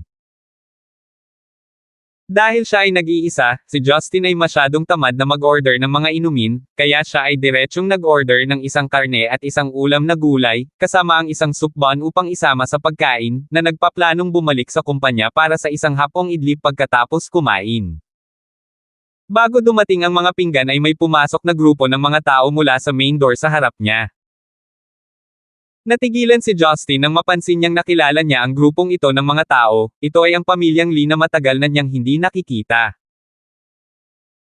Ngunit ang higit na nakapagparamdam kay Justin ay hindi lang sina matandang Lee, Jinky at Tia Lee, mayroon pang isang pamilyar na tao. Jimmy. Dahil kinailangan niyang pumunta sa kumpanya at ospital kamakailan, kasama ang iba't ibang sitwasyon na kailangan niyang harapin, matagal na mula noong nakipag-ugnayan si Justin kay Jinky, ngunit hindi rin nagkusa si Jinky na makipag-ugnayan sa kanya. Matagal na mula noong huli silang nagkita, at napansin ni Justin na si Jinky ay tila mas haggard kaysa dati. Nakasuot siya ng simpleng puting damit, may bitbit na bag na kulay kape na mapurol, at nakapusod ang kanyang buhok. Mukha siyang mature pero matikas kaysa dati, marahil ay dahil naging guro siya, at hindi na siya ang inosenteng estudyante sa kolehiyo mula noon. Siya ay naging higit na katulad ng isang edukadong babae sa lungsod, na nagpapakita ng kumpiyansa habang napakaakit pa rin. Sa puntong iyon, inaalalayan ni Jinky ang kanyang ina sa paglalakad, habang si matandang Lee ay masayang nakikipag-chat kay Jimmy na nanguna. Naglakad sila sa direksyon ni Justin. Ngayon, si Jimmy ay nakasuot ng angkop na itim na suit na may pulang korbata, nakasuklay ng buhok na kumikinang na may gel, at mukhang lalaki sa kanyang medyo gwapong mukha. May mga ngiti at tawanan habang nakikipagkwentuhan kay Old Lee, tila napakainit at mapagpakumbaba.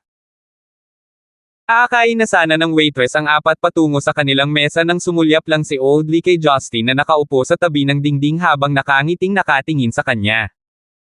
Little Gibson, nandito ka rin. Mahal na mahal pa rin ni Old Lee si Justin, kaya ipinakita niya ang mukha ng taos-pusong kaligayahan. Lumingon din sina Jinky, Tita Lee at Jimmy upang tumingin kay Justin na sabay na kumakain ng mag-isa.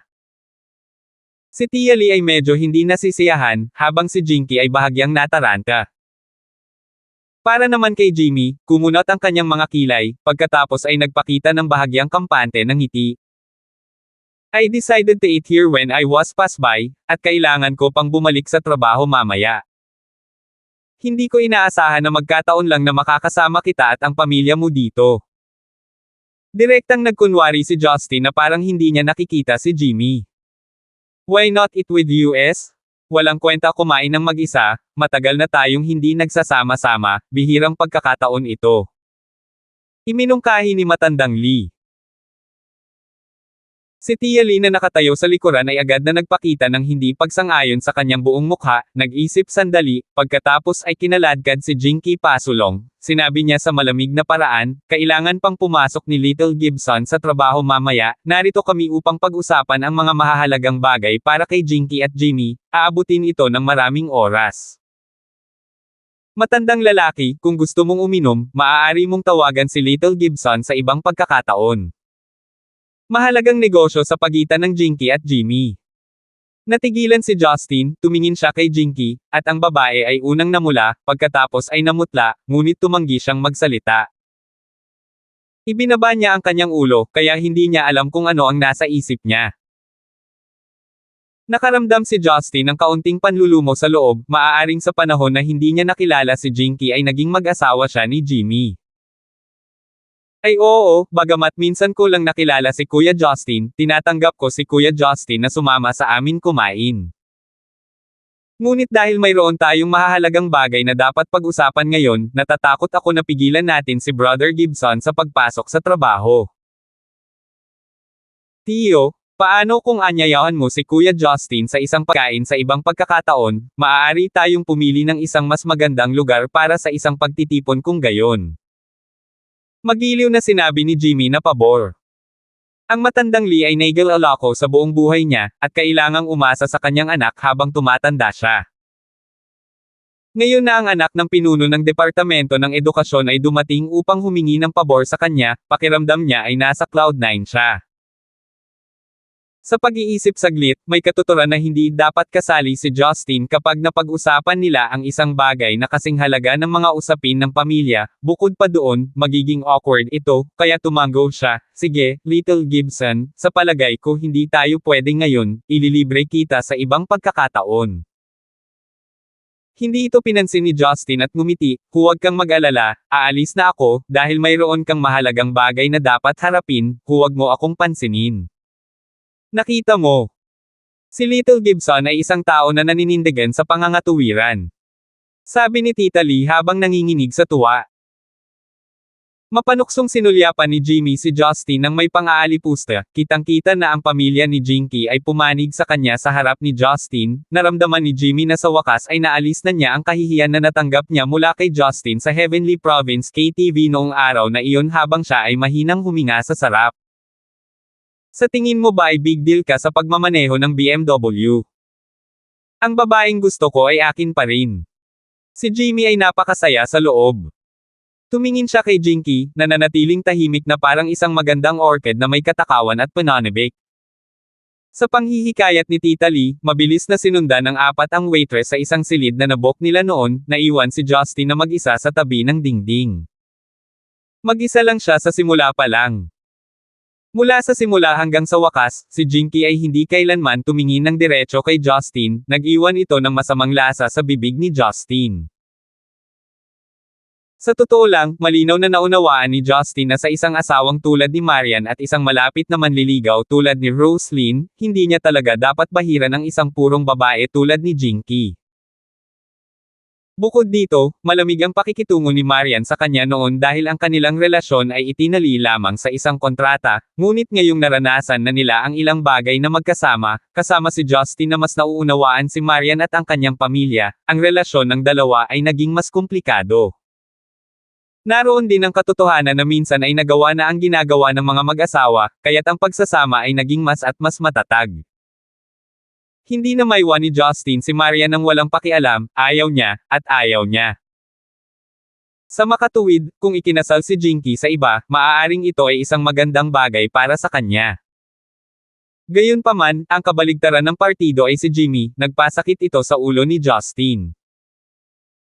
Ang matandang Lee at ang kanyang asawa ay nagmula sa isang mahirap na pinagmulan, at natural lamang para sa kanila na umasa na ang kanilang anak na babae ay ikakasal sa isang mayamang pamilya, ngunit ang desisyong ito ay maaaring humantong kay Jinky sa habang buhay na pagdurusa.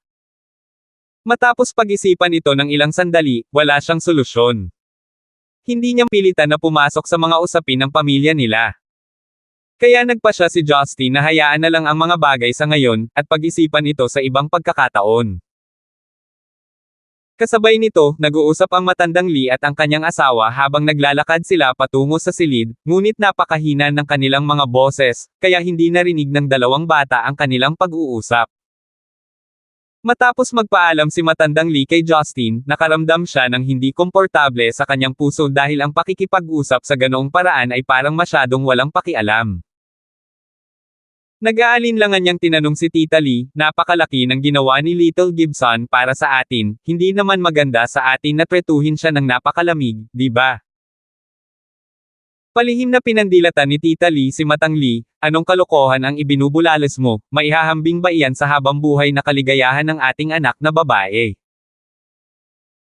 Kung hahayaan natin ang anak ng department chief na ito, nag-iiwan iyon ng mga magagandang prospect, maaari mo bang tanggapin ang responsibilidad para sirain ang buhay ng kaligayahan ni Jinky? Tumingin si matandang Lee kay Jimmy na naglalakad sa tabi ni Jinky sa kanyang harapan. Si Jimmy ay masigasig na nakikipag-chat kay Jinky tungkol sa isang bagay habang si Jinky ay bahagyang pinilit na ngumiti. Ang mga bagay sa pagitan ng mga kabataan ay mahirap pag-usapan. Sumasakit ang ulo ng matandang Lee habang iniisip, hindi niya maiwasang mapabuntong hininga sa loob. 106. Sa isang kisap mata, dumating muli ang katapusan ng linggo, 2 linggo na ang nakalipas mula nang na-hospital si Marian. Nalungkot si Justin sa paglipas ng oras dahil kinailangan niyang sunduin si Marian mula sa ospital bukas. Sa madaling araw, naghanda si Yuna ng masaganang almusal. Alam niya na si Justin ay may malaking gana, kaya nasanay siyang maghanda ng dagdag na bahagi ng bawat ulam. Binuksan niya muna ang TV at pinalitan ito ng bagong channel para sa kanya. Siya ay hindi kapani-paniwalang nag-iisip. Sa simula, hindi sanay si Justin sa ganitong pagpapalayaw at nakakasira na pagtrato, ngunit napagtanto niya sa bandang huli na kung hindi niya hahayaan si Yuna na gawin ang mga bagay na ito, siya ay makakaramdam ng labis na hindi komportable at pag-aalala. Sa huli ay kailangan pa rin niyang hayaan siya sa gusto nitong gawin. Young Master, babalik si Miss bukas ng umaga. Paano kung bumili ka ng ilang mga bulaklak upang gawing mas masaya ang okasyon? I think magugustuhan ni Miss. Masayang iminungkahi ni Yuna. Nilamon ni Justin ang congee, kinagat ang oat steamed bun, at bamulong, mga bulaklak. Anong uri ng mga bulaklak? Mga carnation. Iminungkahi ni Yuna, pero kung bibili si Young Master ng mga rosas, sa tingin ko magugustuhan din ito ni Miss.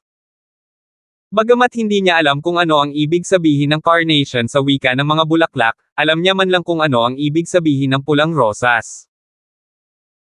Nagpakita siya ng isang ngiti at sinabing, "Wang Ma, sa personalidad ni Marian, kahit na binili ko siya ng isang bouquet ng mga bulaklak, sa palagay ko ay isipin niya lang na nagwawaldas ako ng pera." Young Master. Si Yuna ay may mukha ng isang makaranasang tao habang hinihikayat niya, lahat ng babae ay gusto ng mga bulaklak, kahit na magpanggap si Miss na hindi ito gusto sa ibabaw, magiging masaya pa rin siya sa loob. Nakita ko si Miss na lumaki, paanong hindi ko siya maiintindihan. Natagpuan ni Justin na makatwiran ang mga salitang iyon, ngunit nadama pa rin na ang pagbili ng mga bulaklak para sa kanyang asawa ay medyo kakaiba. Sa huli ay nagpasya pa rin siyang bumili ng ilang bulaklak bago pumunta sa ospital bukas.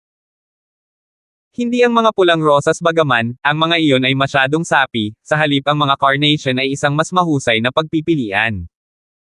Sa oras na ito, tumunog ang doorbell. Sino ang bibisita ng ganito kaga? Maaaring nanatili lamang si Justin sa Dragon Garden sa maikling panahon, ngunit nalaman niya mula kay Yuna na ang mga malalapit na kaibigang babae lang ni Marian ang dumarating dahil bihira itong magpakita sa publiko. Sa makatuwid, nang hindi binanggit ang dalas ng mga bisita, kakaunti ang mga tao ang nakakaalam tungkol sa villa na ito. Mabilis na naglakad si Yuna sa pintuan at sinilip ang webcam monitor sa tabi ng pinto. Masyado siyang na-curious kung ano ang nangyayari at binuksan niya ang pinto. Ang mga taong nakatayo sa tabi ng pinto ay isang lalaki at isang babae. Ang babae ay mukhang mga 17 o 18 taong gulang.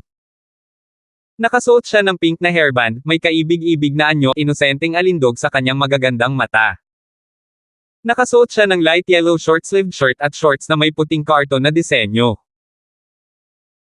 Ang kanyang shorts ay tumambad sa kanyang mahahabang patas na mga binti at ipinakita rin ang kanyang namumukod tanging puwitan, na ginagawang napakaganda ng kanyang katawan, na hindi talaga tumugma sa kanyang cute na mukha. Samantalang ang lalaki, nakasuot ito ng isang pares ng sunglasses at suit. Halatang bodyguard siya or something similar dahil solemn na ang ekspresyon niya habang nakasunod sa likod ng dalaga. Nang sumulyap si Justin, agad siyang sumimangot. Ang mga bisita ay talagang ang brat na si Didi na matagal na niyang hindi nakikita at ang hanggal na bodyguard na iyon na nagngangalang Little Jongge. Konting kaalaman, I'm just gonna use big bro katumbas ge, big sis katumbas Jia. Kapareho ito ng ni at ne sa Japanese. Sa araw na kumilos ang Yamate sect, nagkataon na idinawit nila si Didi. Pagkatapos, pinauwi siya ni Flower Rain, isang miyembro ng Yellow Flame Iron Brigades Group of 8, at si Justin ay tamad na makipag-ugnayan sa kanya. Noong una, akala niya ay tapos na ang bagay na ito at natutunan na sana ng brat na ito ang kanyang leksyon na ilayo ito sa kanya, pero sinong makakaalam na lalabas siya sa kanyang pintuan ng madaling araw. Malinaw na hindi siya pinatawad ni Didi at nalaman pa niya kung saan siya nakatira. Hello miss, sinong hinahanap mo? Magiliw na tanong ni Yuna. Ang sino mang makakita ng cute na binibini na tulad nito ay magsasalita ng maganda sa kanila. Matamis na ngumiti si Didi, tita, hinahanap ko si Justin. Hinahanap mo ba ang young master ng pamilya ko? Lalong naguluhan si Yuna sa pagkakakilanlan ng babaeng ito. Hindi niya inisip na siya ang may bahay ni Justin. Hindi naisip ni Yuna ang direksyong iyon dahil napakabata pa niya. Nang marinig ni Didi na tinawag ni Yuna si Justin bilang young master, isang kakaibang kislap ang lumitaw sa kanyang mga mata. Sumilip siya sa likod ng pinto at nakita si Justin na nakaupo sa western dining table at nag-aalmusal. Tito. Masayang tumawag at kumaway si Didi. Biglang nagkaroon ng gana si Justin na ibaon ang kanyang mukha sa lupa. Bakit hindi ako binitawan ng munting demonyong ito? At least she's affectionate to me, one shouldn't hit someone who smiles towards you. Kaya't wala siyang pagpipilian kundi ang bumangon at lumakad, bakit ka nandito ng madaling araw? Nagpout si Didi, na nagpakyut sa kanya, ang huling pagkikita natin ay noong halos mamatay na ako sa takot, hindi ka man lang tumawag para aliwin ako. Pagkatapos ng maraming araw na walang kontak, maliban na hanapin kita. Hindi ako ang tatay mo, paano kita maaalagaan? At saka, hindi naman ako ang nanakit sayo. May half-eaten bun pa sa bibig niya habang naiinip niyang sinabi. Nakita ni Didi ang pagpapahayag ng kawalang interes ni Justin, at ang kanyang orihinal na masayang kalooban ay naging malungkot. Kinagat niya ang labi niya at mukhang maiiyak na siya. Nang makita ni Yuna kung paano nagpahayag ng ganoong ekspresyon ang magandang maliit na brat na ito, nakaramdam siya ng walang katapusang simpatiya para sa kanya, kaya mahina niyang hinimok, young master, napakamaalalahanin ng dalagang ito, huwag kang magsalita ng ganyan, malapit na siyang umiyak. Umiyak. Dati noong minamaneho niya ang kanyang Porsche at muntik nang makasalpak sa aking BMW, hindi ko siya nakitang umiyak. Hindi sineseryoso ni Justin si Didi. Hoy! Ginawa ng aming miss ang paglalakbay na ito upang partikular na hanapin ka. Iyan ang iyong pagpapala, maging mas magalang kapag nagsasalita ka. Galit na sabi ni Little Jongge. Walang pakialam si Justin sa kanya. Matapos makita si Didi na parang isang bino-bully na bata, nakaramdam lang siya ng pagkabalisa sa kanyang puso. Ang kanyang orihinal na magandang weekend mood ay nasira. Bumantong hininga siya at sinabing, sige, huwag kang ganyang ekspresyon, para kang tinapon ng lalaki. Magsalita ka, ano ang pinunta mo dito? Nagpout si Didi at sumangot, pagkatapos ay nag-aalalang tumingin kay Justin, My dad wants to meet you. Gusto ba akong makilala ng papa mo? Hindi maisip ni Justin kung ano ang nangyayari, at nagtanong, bakit niya ako gustong makilala? May asawa na ako. May balak ba siyang gawin akong manugang? Namula si Didi at umiling habang sumagot, hindi iyon, dahil niligtas ako noon ni Tio, gusto ka noon palang magpasalamat ni tatay, ngunit dahil abala siya sa trabaho, nagpasya siyang imbitahan si Tio na makipagkita sa kanya. Bahagyang bumantong hininga si Justin at sinabing, gustong pasalamatan ako ng tatay mo, hindi ako ang nagpapasalamat sa kanya, bakit kailangan kong pumunta doon para makilala siya? Dahil si Didi ay hindi nakaimik, siya nga ay may punto, ito ay hindi magalang. Ang maliit na si Jongge na nasa gilid ay buong pagmamalaki na nagsabi, huwag masyadong mataas ang tingin sa iyong sarili. Ang Panginoon ng aking pamilya na gustong makilala ka ay iyong pagpapala, ang karaniwang tao ay hindi makakatagpo sa kanya kahit na gusto nila. Paumanhin, ako ay isang hindi pangkaraniwang tao, ngunit hindi ako interesado na makilala siya. Kumaway si Justin gamit ang kanyang kamay, sinenyasan ang dalawa na umalis, nakabakasyon ako ngayon, at tinatimad akong lumabas, umalis na kayo, huwag nang bumalik dito. Ang maliit na si Jongge ay nabalot ng galit, na may pamumula ng mukha ay sumigaw siya, mas mabuting huwag kang magkulang sa pagpapahalaga sa kabaitan.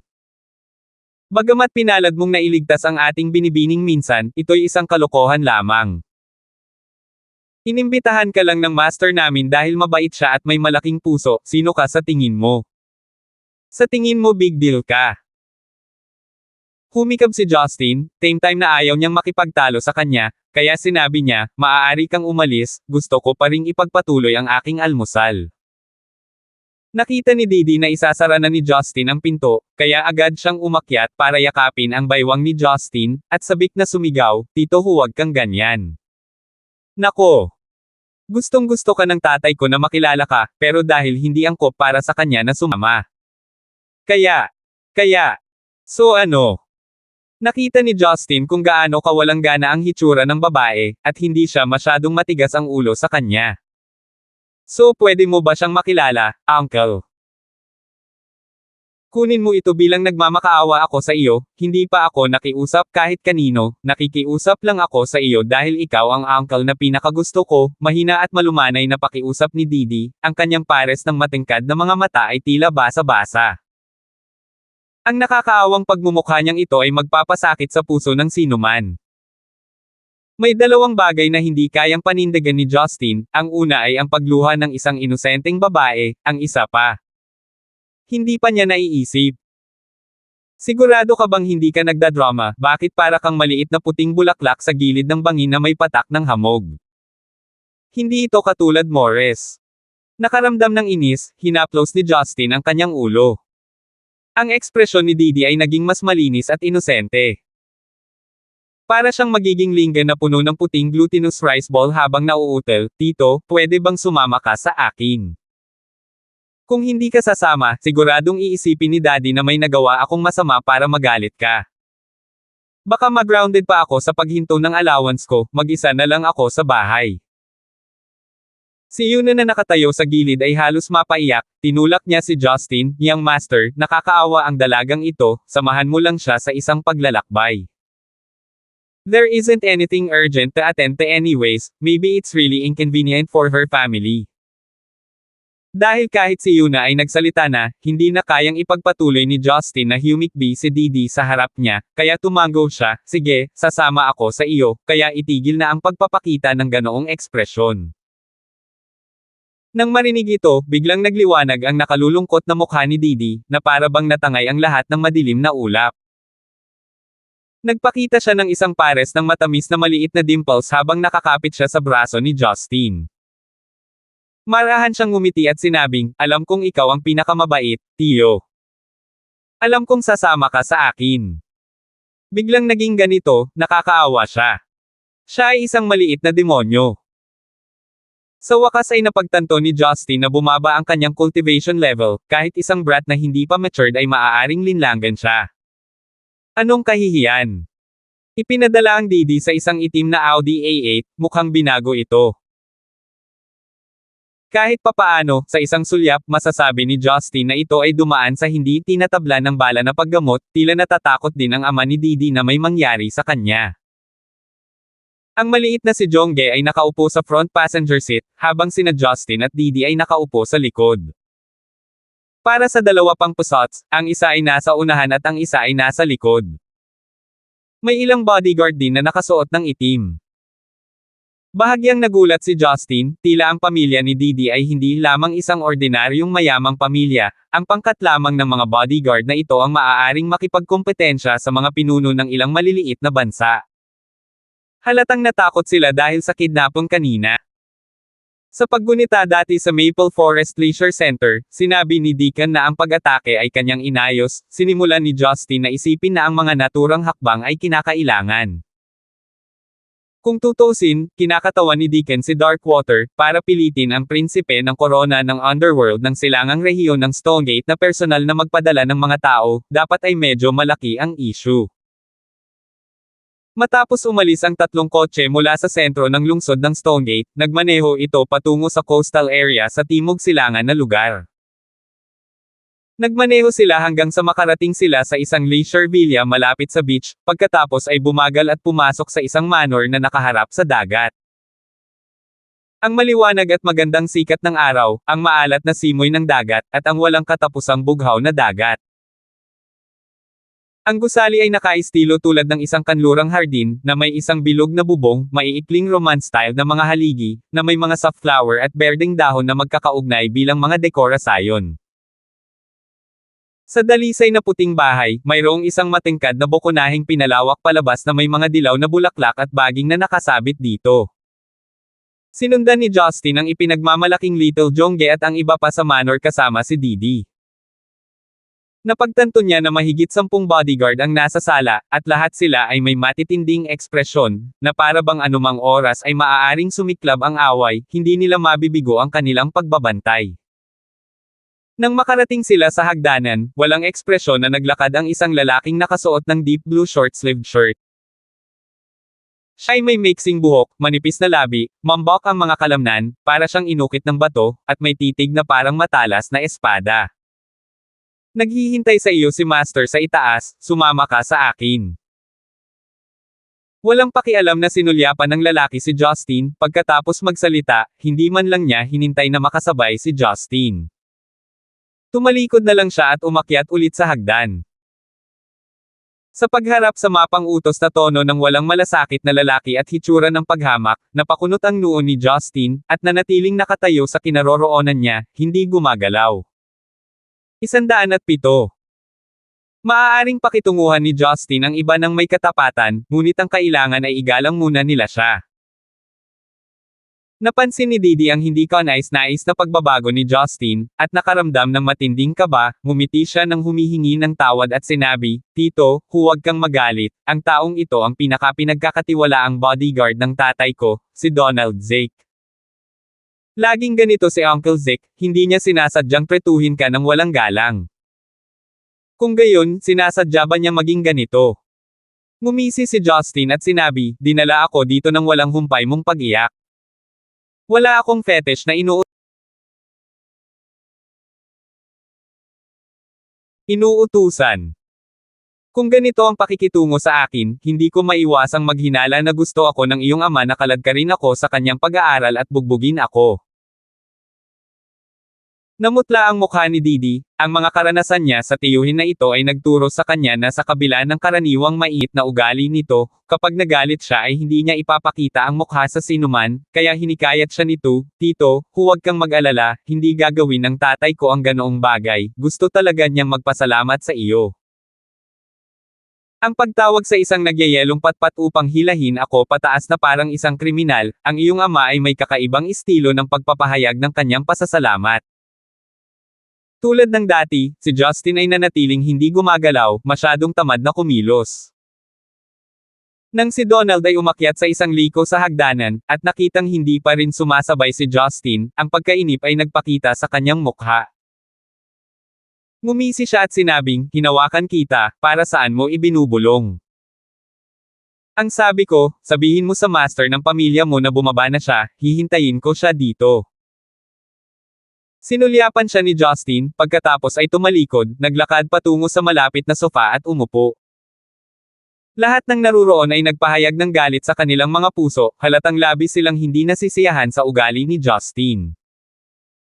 Tanging si Didi lamang ang napuno ng pagkabalisa, ngunit hindi niya alam kung ano ang dapat niyang gawin. Nais niyang himukin si Justin, ngunit natatakot na ilabas ni Justin ang kanyang galit sa kanya, kaya natigil siya sa isang dilema. Napaawang ang bibig ni Donald, may bakas ng mali siya sa kanyang ngiti, habang malungkot na bumababa muli ng hagdan. Hindi na nakayanan ni Didi, natakot siyang gagamit ng puwersa si Donald laban kay Justin. Alam niya kung gaano kalakas si Donald, at natatakot siya na saktan niya si Justin, kaya agad siyang tumayo sa harapan ni Donald para harangan siya, "Tito Zeke, huwag kang magalit, tito siya, medyo matigas ang ulo niya, hindi niya sinasadya." Pinaikit ni Donald ang kanyang mga mata, "Miss, Master ay ang iyong ama." Ang taong ito ay nagsalita ng walang pakundangan tungkol kay Master, "Ikaw ba ay pumanig sa kanya sa halip na sa iyong ama?" Si Didi ay nagpakita ng awkward at mapait na ngiti, ito ay hindi isang malaking issue, si Uncle ay nagsusumigaw lamang. Para sa akin, ang isang taong nang-ahas na mang-insulto kay Master ay dapat magbayad ng masakit na halaga. Sinabi ni Donald sa paraang hindi pinapayagan ang anumang pagsalungat. Sa isang tila banayad na paraan ay iniunat niya ang kanyang kamay upang itabi si Didi, ngunit sa totoo lang, gumamit siya ng sapat na lakas upang pigilan itong lumaban. Si Justin ay may mas magandang impresyon sa batang ito sa kanyang puso habang pinapanood ang eksenang ito. Parang kaibigan talaga ang tingin nito sa kanya. Tungkol naman sa cold blockhead na tinatawag na Donald, hindi man lang niya ito sineryoso. Hindi si Justin ang maliit, ito ay dahil walang anumang dating awayan sa pagitan ng ama ni Didi at sa kanya. Tinulungan pa niya ang mga ito, ngunit dahil inutusan siya ng mga taong ito ay talagang hindi siya nasisiyahan. Bumalik siya sa Zeneca upang palipasin ang kanyang mga araw ng comfortable, hindi para mabuli. Dahil lang nakatulong ka ng kaunti kay Miss, sa tingin mo may nagawa kang kamangha-mangha. Sa tingin mo ba big deal ka? Lumapit si Donald kay Justin at tinuya siya. Ang ganitong uri ng pagpapahayag at ang ganitong uri ng saloobin muli. Ipinikit ni Justin ang kanyang mga mata at iwinagayway ang kanyang kamay bilang kilos na humihiling kay Donald na umalis. Hindi ako interesadong makipag-usap sa isang bodyguard, sabihin sa iyong guro na bumaba ngayon, kung hindi siya dumating ay aalis ako.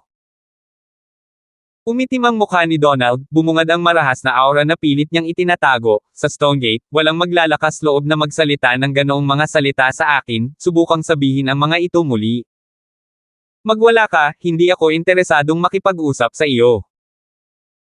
Nang walang anumang pag-aalinlangan, inulit ni Justin ang kanyang sarili habang pinaglalaroan siya, at tumingin pa kay Donald ng may panlilibak.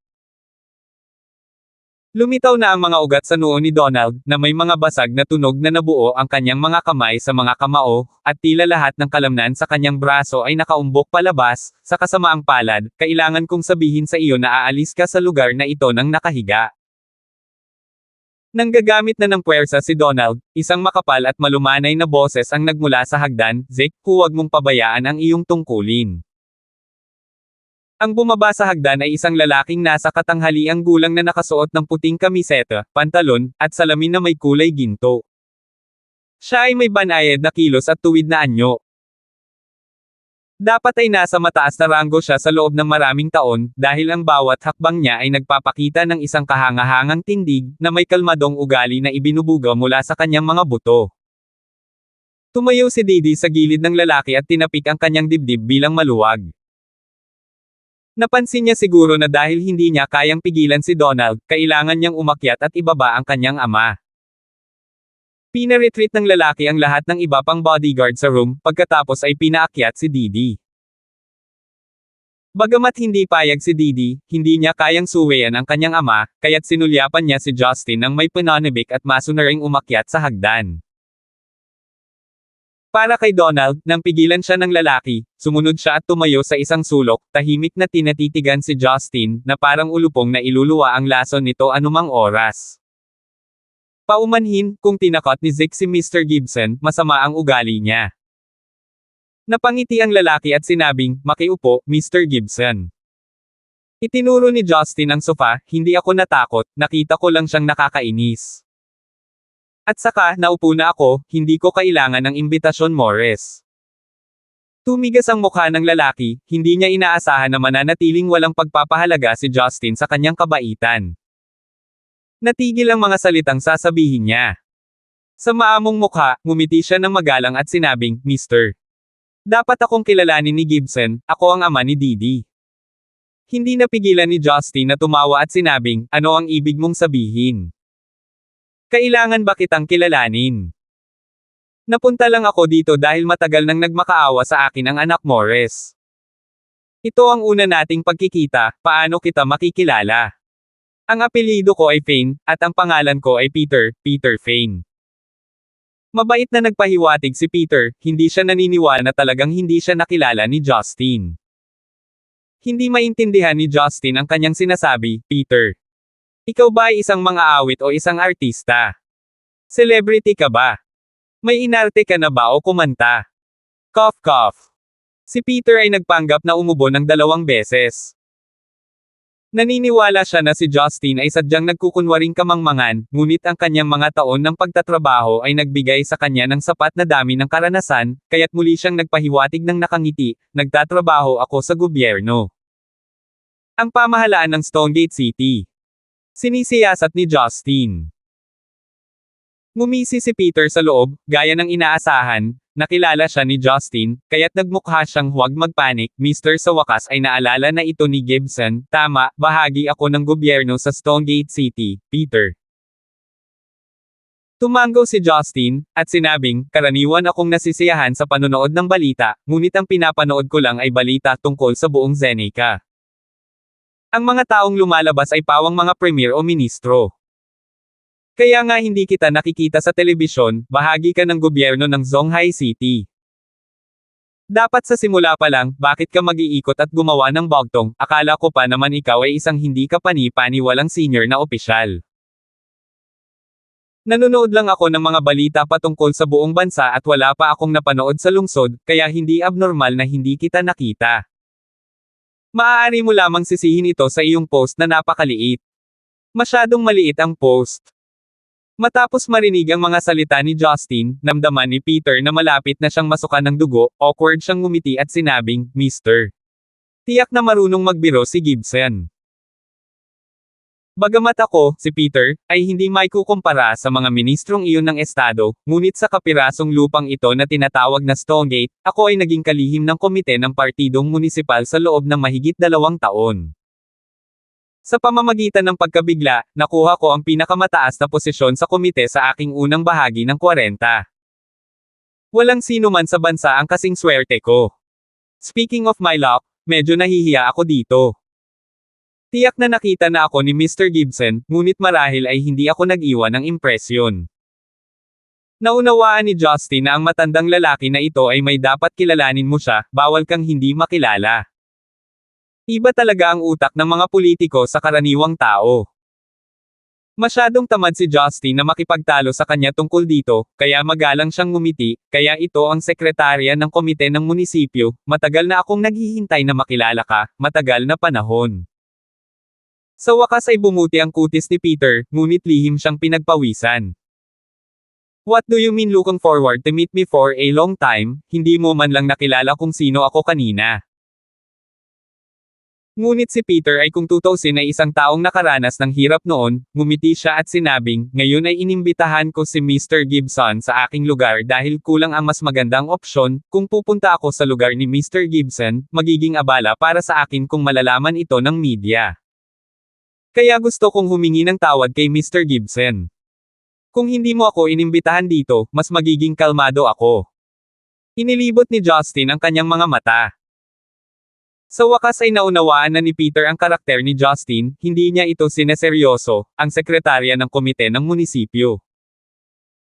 Sa lahat ng mga taon na ito, sino ang hindi nagsasalita ng pambobola at pangungutya sa kanya? Dahil biglang lumitaw ang isang taong humarap sa kanyang post, nakita ni Peter na sariwa ang pagbabagong ito at sa parehong oras ay hindi siya sanay dito, Mr. Biro ni Gibson. Si Didi ang nag-iisang anak na babae ni Fane, kung may nangyari sa kanya, hindi talaga alam ng Fang na ito kung paano magre-react. Sa kabutihang palad, iniligtas ni Mr. Gibson si Didi, talagang dapat kong ipahayag ang aking pasasalamat sa iyo sa mga salita. Natagpuan ni Justin ang mga salitang ito na hindi kapani-pani walang magkasalungat, napakunot ang kanyang mga kilay at sinabing, ano ang ibig mong sabihin sa? Talagang dapat. Hindi ba dapat magpasalamat ka na lang? Ang iniligtas ko ay ang iyong anak, hindi ang aking anak. Gumagawa lang si Peter ng magarbong pananalita, kung narinig ng ibang tao ang sinabi niya, tiyak na magre-react sila ng masyadong magalang si Secretary Fang, o hindi dapat tumayo si Secretary Fang sa seremonya kasama kung sino at sino, o kung ano-ano pa, ngunit sa harap niya ay si Justin, hindi si Justin ang tipo ng tao na edukado sa ganitong paraan ng pananalita, at karaniwan siyang gumagalaw sa ceremonial na paraan. Si Donald na nakatayo sa isang sulok ay humakbang ng malaki kay Justin, itinuro siya at nagsita ng may malalim na boses, huwag kang kasuklam-suklam. Zeke! Bumalik ka doon! Mahigpit na tinig ni Peter. Malamig na ngumuso si Donald, ngunit sumunod pa rin sa utos at umatras sa kanto. Walang pakialam na sinulyapan ni Justin si Peter. Kung ang lalaking ito ay sumigaw makalipas ang 1 segundo, si Justin ay walang pagdududa na ang kanyang palad ay tumama sa mukha ni Donald. Nawala na ang ngiti ni Peter, ibinaba niya ang kanyang ulo para pag-isipan ang ilang bagay, pagkatapos ay sinabing, Mr. Gibson, you're really not giving me any face? Pero dahil nailigtas mo na ang anak ko, hindi na ako makikipagtalo sa iyo, sana lang hindi ka mag-overboard. Sa tono mo, parang may utang ako sa pamilya Morris. Ngumiti si Justin, hindi mo ba ako dapat pasalamatan? Bakit ang pagliligtas sa batang iyon ay naging isang bagay na dapat kong gawin? Bata, minsan hindi ka dapat masyadong mayabang, hindi ka dapat makipaglaro sa apoy. Sa wakas ay nagsimulang maging pangit ang ekspresyon ni Peter. Wala siyang magawa tulad ng pagpapahayag ng pasasalamat kay Justin. Siya ang secretary ng Municipal Committee, habang si Justin ay isang taong nagtrabaho para sa public relations sa isang kumpanya, sila ay nasa iba't ibang antas. Walang pakialam si Justin habang nagkibit-balikat, sinasabi ko lang ang totoo, pwede kang maging secretary ng komite ng munisipyo, o tagawalis ng kalsada, walang gaanong pinagkaiba sa akin. Nandito ako ngayon dahil narinig kong gusto mong ipahayag ang iyong pasasalamat at makilala ako. Dumating lang ako dahil hindi ko kayang tanggihan ang anak Morris. Hindi ako nandito para harapin ang poker face Morris. Kung may gusto kang sabihin iluwa mo na lang, gusto ko pang umuwi para mananghalyan. Isang kislap ang lumitaw sa mga mata ni Peter, dahil ganito ito, kung gayon hindi ako magpapatalo sa paligid ng bush. Mr. Gibson, may pagdududa ako sa iyong pagkakakilanlan. Salamat po at sinamahan ninyo ako, ingat lagi mga master.